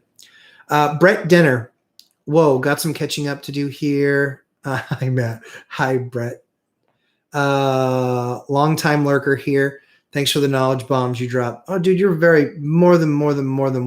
More than welcome. It's a lot of fun for me. I love talking real estate, hence why we're 3 hours in. Love talking about real estate. Love spending my experiences with you guys. I learned the hard way. I lost a lot of money. And when I say a lot, it's like, it was a lot to me. and I'm sure it'll be a lot to anybody else, but anything that we can do to help, like setting you guys up with deals with different vendors, we always want to do that for you guys. So happy to do it. Happy to do it. But yeah, Brett, future notice, get more involved. Questions, my man. Or Brett, I think you're man or woman. Questions. Matthew Paris, you will be 3 out of 25. Yeah, thanks, Matt. I agree with you. I agree with her. Watching her fight. So they can't give her a fever reducer when she's out of the hospital because of fever, the first sign that something's wrong. So when she comes home, she's no painkillers. And so she's just been, man alive. She is a fighter and a half. It's really been awesome to see and helps grow faith for sure. It's been awesome to watch. Nisi, am I going to do a book? Yep. Book's in progress. So yes, I'm doing a book. We're doing a little bit life story and then on 4321, which is the course, which is the course I did for Mike. I've done a video on it, but I'm going to show you how I did it. My story, specifically my deals, showing you, and then showing you also 10 years later what those deals look like. So yeah, the book is coming and there will be examples. Let's see. Crimson Knight. What do you think of Stephen Van Murdy thinking rates will go down because there's too much cash in the system not moving? Yeah, possible. He's a really smart guy. He's and it's Stephen Van Merte, I think, right? He's awesome. Wicked smart guy. But you know, he's in one ear and a lot of people in the other ear. So I just think that longer term, I think rates are going to go up because I think the Fed's going to taper. And I think that businesses are, when their rates go up, businesses still need to make their margin. Will they make less margin? Probably not. So am I worried about like hyperinflation? Depends on what you consider hyper. Am I worried about inflation? Yeah, because inflation, the government has to know that it's a tax on people of lesser means. Me filling up my gas tank at 90 versus 60 doesn't change my behavior at all in a week. For a lot of people, it does. And this is where I think the government's just not doing the right thing and not listening to the people. Government needs to understand we're by the people, for the people, not for these jackasses. I digress. And I think it was Matthew or Andrew's point, I won't tell you what I think about our government. Like I did about the big box stores. So Crimson Knight, possible. Yeah, possible. I don't know. For me, it takes all the guesswork out when I go 30-year fixed, though. I can always refi if it goes down, right?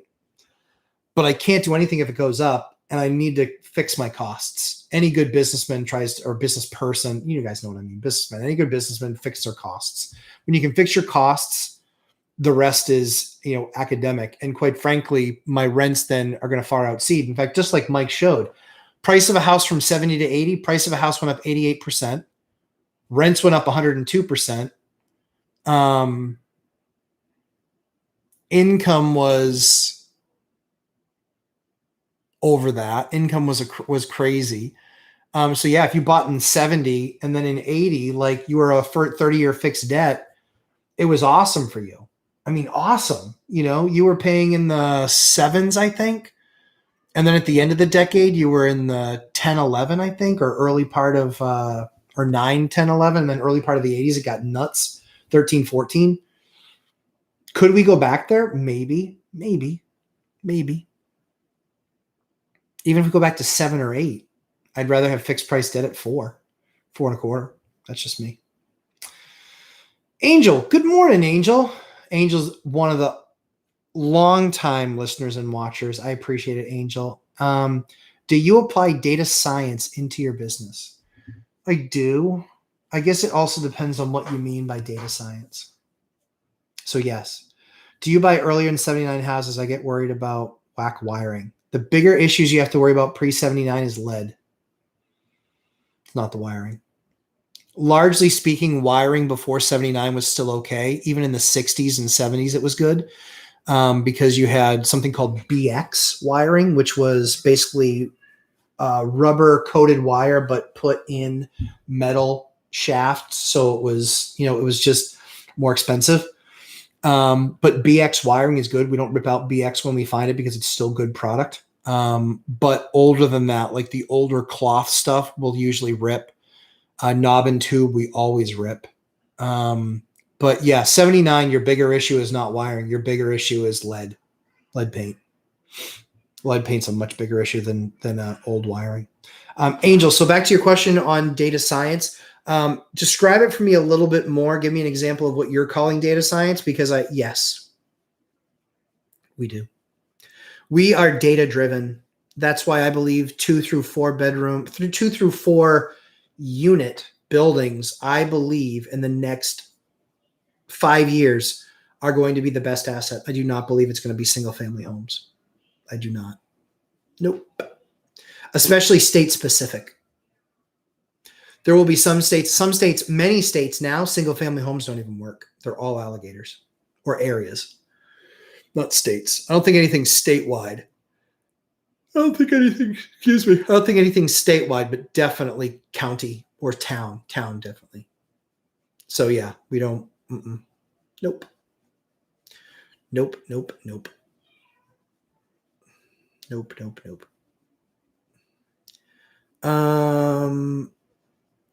So Angela, I'm waiting for you to respond on the data science piece. If there are any other questions, I'll give you guys another minute or so on more questions because I'm happy to answer them.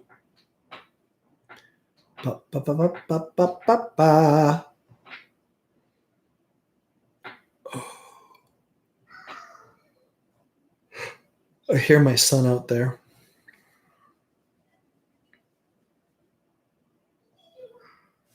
He's being funny. I'll wait you guys for questions. In fact, I think Sam would like to say.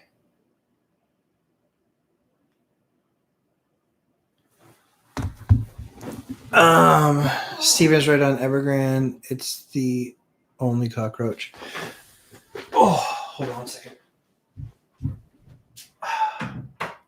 That's sore from still having done the. That's sore from still having done the washers and dryers. Jeremy Kirkwood, ever do metal roofs? Yes, I've done them. The 2 that I did, people complained about noise. They said when it was raining heavily outside, they could hear the noise and it kept them up at night.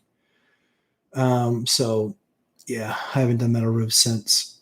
Yep, haven't done them. Nope. One thing I think Steven is right on Evergrande, it isn't the only cockroach. I think that there's definitely debt issues in China. I don't know the China market not nearly as well as he does or many others. But if you look at Evergrande, here, hi, buddy. You want to say hi on the live stream? Here, over here. Over here. This is Samuel. He is, how old are you? I'm tall. You're tall. That's not how old you are. You're 3. You know how old you are. What is 3? Come on. There you go. He's 3. So that's Samuel. This is my firstborn. He's my son. Okay, you what? Okay. And I knew that would be a quick cameo. Bye, buddy. I love you. Knew that would be a quick cameo. Mommy, I just was on the live cast. Good stuff. So I don't know enough about China debt. But if you put it in perspective, they are less than 1% at 305 billion. They are less than 1% of the outstanding debt in China. That's a really small piece. Lehman was much bigger as far as percentage of market. So I forget who I saw make that comparison, but I think that was JP Morgan or Citi, one of the two. So yeah. So I don't know enough about China's market. I personally am much more concerned about the Chinese consumer than I'm about a Chinese company. They're communists. That's what they are. So I'm sure they will find a way to make it as good as they possibly can for Chinese. And I'm sure that they will do whatever they can because largely speaking, they couldn't give 2 you-know-whats about Americans. So, and foreign debt. And I think it's going to be a rude awakening. I think there's a lot of companies that need to smarten up and realize that investing in China is now the wrong thing to do. How's your supply chain? It sucks. It's been a nightmare across the board. Chips, appliances, you name it. A nightmare. So we'll see what happens. Let's see. A cost of living. Oh, hey, I recognize your picture. Have you taken a 2 to 4 units attached, cheaper per unit, and converted to townhome style and sold off individual higher price? That is a great question. So we don't have any properties that fit that mold except for one. And I did contemplate it because the numbers were ridiculous. The numbers were insane. But we decided just not to do it because the building makes just so much money as it sits. We actually didn't have a place where if we sold it, we didn't have a place where we could put the 1031 money. And 1031 exchange, I'll do a special on that for you guys. I have the most amazing 1031 attorney, absolute rock star, and he can work actually nationwide. So he is just, man, he's good. And we've done a lot of 1031s. It's really, really awesome. So yeah, so a cost of living, yeah. Haven't done it before, had plenty of friends do it. They did very well. And so it's something that we would certainly consider. We just haven't done it with a couple properties that we have that fit that mold just because we like them the way they are. We like how much cash they make.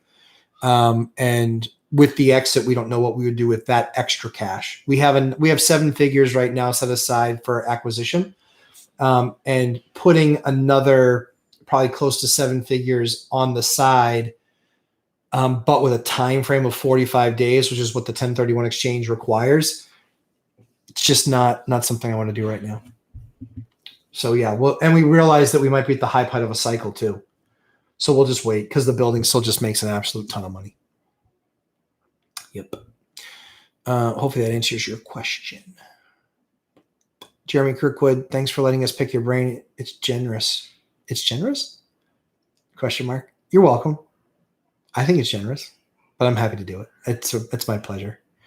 Jeremy, that was about little Sammy, Lumberjack Jr. Yeah, he is. He actually has a shirt. He actually has a Lumberjack Landlord t-shirt. We designed one for the kids. Hi, Samuel. I'll make sure he says that. Yeah, great kids. Love my kids. A lot of fun. You have 8 kiddos, Jeremy? Holy Toledo. I blame the Indiana Winters reference previously. Holy cow. We have 3 and we're going to do a 4th, but 8. My buddy had 7 boys. Pretty sure. Yeah. And he spent way too much time here. Oh, Matthew Paris at Jeremy. Down here, we blame it on the hurricanes. Yeah, exactly. Yep. Lockdown. Yep. Hey, when you're locked down for days, there's nothing better to do. And when we get those big snowstorms here, just saying. J-Lo Flicks, I have so many questions. It's beyond embarrassing to put my ignorance on display, especially at my age. It's not really, truly. Guys, the one thing is we don't make fun of anybody. Well, we don't make fun of them for their lack of knowledge. We'll make fun of them for other reasons. So please ask questions. I might make a joke. It's not personal. We're here so people can learn, so we can kind of create dialogue together. I always tell the starfish story. Sorry, it's the story that I know the best, and it's the story that means the most to me, which is, somebody looks at the beach and there's a bunch of starfish, and just equate that to a bunch of real estate investors, right? All these starfish out there, and every one of them needs help because they're washed up on the sand. And so, one guy says to the other guy, "What are you doing?" And one guy was just picking them up and throwing them back in the water so they would live. And he goes, "What are you doing?" He said, "I'm saving each starfish I can." And he says, "Well, there's thousands of starfish on the sand. What's it matter? Like, a bunch are going to die." And he goes, "Yeah, it matters to that one." So I'm just trying to be the guy that helps you guys and matters to that one. I want to help you bridge the gap. If I can help you be more profitable, if I can help you look at a project differently, if I can help you with a new creative approach, anything that I do, I just put on display. I've done some stuff where people are like, "That's stupid." I'm fine with that. It's all good. There were a couple things that were like said about tenants or things like that, and inheriting tenants, and how this guy has like a 17-step process for inherited tenants. He can do that. That's fine. And, I have my balance sheet. He has his. And so everybody has to take what's right for their own business. And for me, all of the things that I've learned are based on experience, or they're based on asking questions and then trying it and seeing what my experience was myself. And some stuff works and some stuff doesn't. So I'm happy to make myself available for that for you guys. I enjoy it. I enjoy it. So yeah, so JLo Flicks, never worry about the ignorance. There's no such thing. Ignorance is in the face of the facts telling you differently, that you ignore them and you do something different. That's dumb. Or ignorance is not doing the research, not doing the work, and then ending up in a problem that doing the research and the work could have avoided. I've made plenty of mistakes, but largely speaking, they were not things that was from a lack of, largely from a lack of discipline or from a lack of research or spending time trying to put the pieces together. Mary Sitton Real Estate, Team Western North Carolina. She always asks really good questions. Makes my brain work. Do you use an IRA to fund real estate? I don't. If so, why? And if not. Where do you choose to park your money to be liquid? So,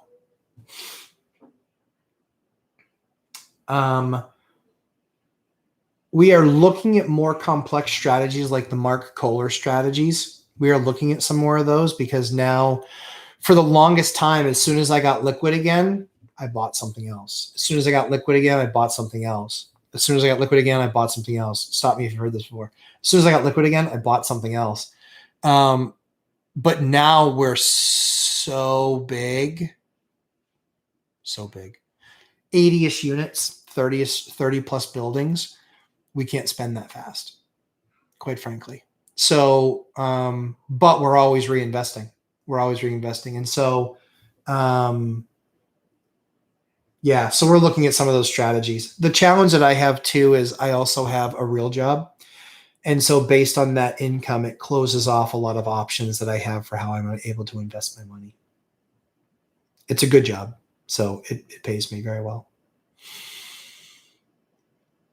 A cost of living. How hard is it to sit and work? Okay. So how hard is it to work with city to convert over?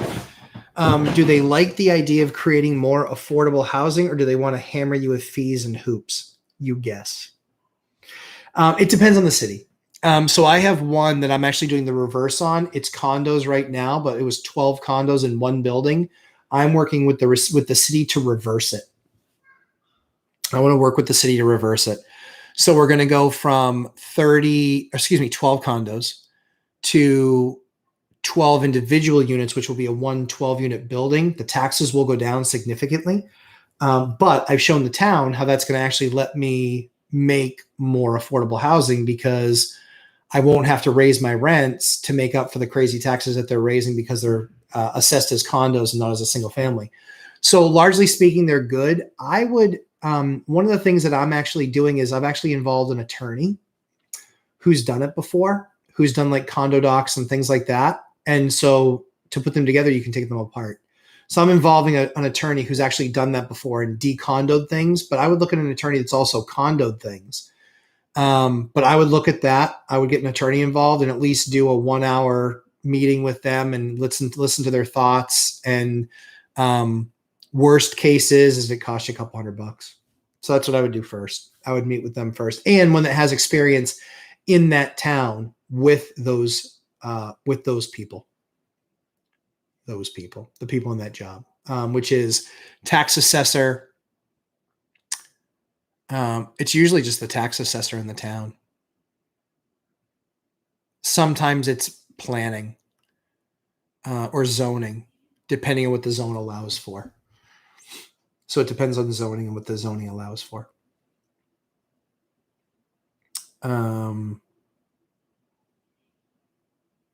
Yeah. Jeremy Kirkwood, it works with a Sprinter van. I used it to haul as well. Nice. Matthew Paris, if only JLo could see some of my questions, she wouldn't feel so bad. Hello. Yeah. Honestly, it's kind of funny because, again, guys, like, yeah, we're here for each other and experiences, and I don't know the answer to every question. And so that's why I do these live streams as long as I do, so we can kind of have discussion about it. That's what I really enjoy about the process. That's what I enjoy about it. So, yeah. Let's see. We need numbered T-shirts with starfishes and lumberjack logos. Logos.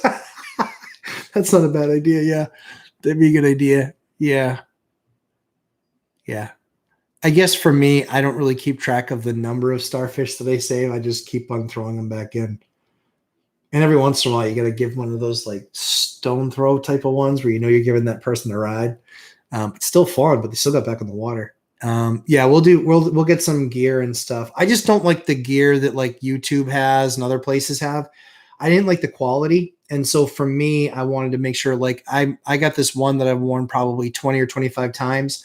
Logo's still good, hasn't faded. Like that's why I wanted to wear it for a while. So far my experience with that one was good, and I just want to make sure people have the same experience. WNC is a crazy market. Parents live in Hendersonville. Yep, tiny houses going for 300 and 400K. Yeah, there was one that just went around us that they were expecting to put them on for 175. When they sold the first one, it went for 295, and they're now going for mid to high threes. Like, and these are like tiny homes. So to your point, yeah, totally agree. Totally agree. A cost of living, money burns a hole at the bank. Yeah, it does. Yeah, it does. Well, I mean, I have my box though. Like I've got what I'm buying. I got how I buy, what I buy, when I buy it. I've got all that stuff. So long as I'm not deviating from that, like the money sitting in the account doesn't bother me. I'm all about being ready for the next deal and being ready to write a check for the next deal. I had a deal that came along that if I couldn't write a check, I wouldn't have gotten it. So because I could write a check, I wrote a check for $160,000 cash. Wasn't a big deal. So that was that you can do a deal in like 10 days if you do a deal like that. And so I just need to make sure, because I think there's going to be people that need that fast exit. They need that cash, and cash is important if you want to be able to get a great deal like that when it comes along. So for me, I like having that cash that readily available where I can show proof of funds and can move it. I'm sure I could do that in an IRA as well. We just didn't build our structure like that, but that's what we're looking at addressing and changing for sure. Mary said, "Oh, you're very welcome." Yeah, I think we will get to IRA stuff. I mean, we're not going to get there yet because I can't teach anything on that like Mark can, Mark Kohler. But I watch all of his stuff. He's one of the 5 or 6 guys that's in my role of guys that I watch consistently. Crimson Knight, there is one thing cities in NH want is their property taxes. Yeah, it's exactly right. In New Hampshire, because we don't have an income tax and we don't have a sales tax. So because we don't have an income tax and because we don't have a sales tax, they want their property taxes. So our property taxes are inordinately high, but it has to make up for the lack of income and lack of sales tax, which is fine. But you have to fight hard to get an abatement or make a change like this. So for us, some stuff like that is a little bit more difficult. Mary Team Western North Carolina. I work in Hendersonville. The average sale price is $394 with a 1.2 months of inventory. Wow. That's crazy. So you know what our inventory is here right now in New Hampshire or in my area, in my county? It's 4 weeks. It's 4 weeks. Yep. It's 4 weeks, like 29 days. And yeah, I know there's 7 days in a week. Okay. It's 4 weeks in one day. Technical technique pants. But yeah. Yep. 4 weeks. 4 weeks in a day. It's crazy. It's crazy. And there's really no inventory either. I mean, not what I just said is there's no inventory, but there's really no deals in that inventory. Like they're all super overpriced. So yeah. Nisi, got to go, but love great content. And I love Mark Kohler. Yeah, he's fantastic. He's definitely going to be some of the changes that we're going to make. All right. So we're at 3 hours and 23 minutes, guys. Thank you so much for spending all this time with me. As always, initially the IRA sounded like a great way to fund real estate. Now with the proposed tax changes, not so much. Right. So that was one of the things we were actually looking into it. And then we just heard what they were trying to do about, crushing that. So that's what's made us honestly, the thing with Eliana going on, we're just kind of pulling back a little bit. So we will make some changes, but I want to make them based on what these new idiotic proposals are going to be around taxes. I know they're going to try and soak me. What's really, really very interesting is I've already talked about it with my accountant. We're potentially going to slow everything down to basically a dull roar. If some of these taxes get passed, and then they can see what my lack of activity does for them, because then they'll be collecting a whole lot less. So hopefully they enjoy that action. But guys, thank you for the well wishes. Andrew and Mary, thank you guys. Jeremy, thank you. Andrew P, thank you. Jeremy again, thank you. Dan Hunter, thought you were supposed to go 6 hours today. Nope. I told Mike no way. Why don't we get Mike on one for more than like an hour? Because he taps out at like an hour, and Dion doesn't even do them. So, but yeah, it's always a good time. Crimson Knight, thanks for the sessions. Absolutely. John, same. Yeah. Guys, thank you again so very much. Appreciate any thumbs up. If you haven't given me a thumbs up, appreciate more thumbs up. Would love it. But yeah, it's a lot of fun. Love doing this with you guys. We're going to try and keep on doing them through the fall, just to kind of see how they goes, but they're going to be still kind of week to week. But yeah, we're definitely going to do one. I think we're definitely doing one next week. The following week might be a challenge because Eliana will be in 5 day. So we'll kind of see how that goes. But we need Dion on a live stream. He's fun. He's fun. So he edits his videos. That's not a slam. He edits his. Mike doesn't edit any of his stuff. I don't edit my stuff that I post directly, but if there's something that I've put together that I send off to my editor, then he will edit some of that stuff. But watch the video that I did this week. If you haven't already, watch the video I did this week on the amazing Lumberjack Rehab. Look at that. And then I've got another one coming. I'm still working on the cabinets for you guys. And I'm still working on a lead video for you guys too. It's just, there's a lot of pieces to that. I'm trying to make sure I get all the stuff right. Maybe you could hold his hand on his first and do a joint live stream. He doesn't need my hand holding, but I'm happy to do it. If that's what will get Dion over the hump, I'm there for you, buddy. I'm there for you. Happy to do it. If there's any way you could get Mark Kohler to join the Three Musketeers, you might. Yeah, I would love to get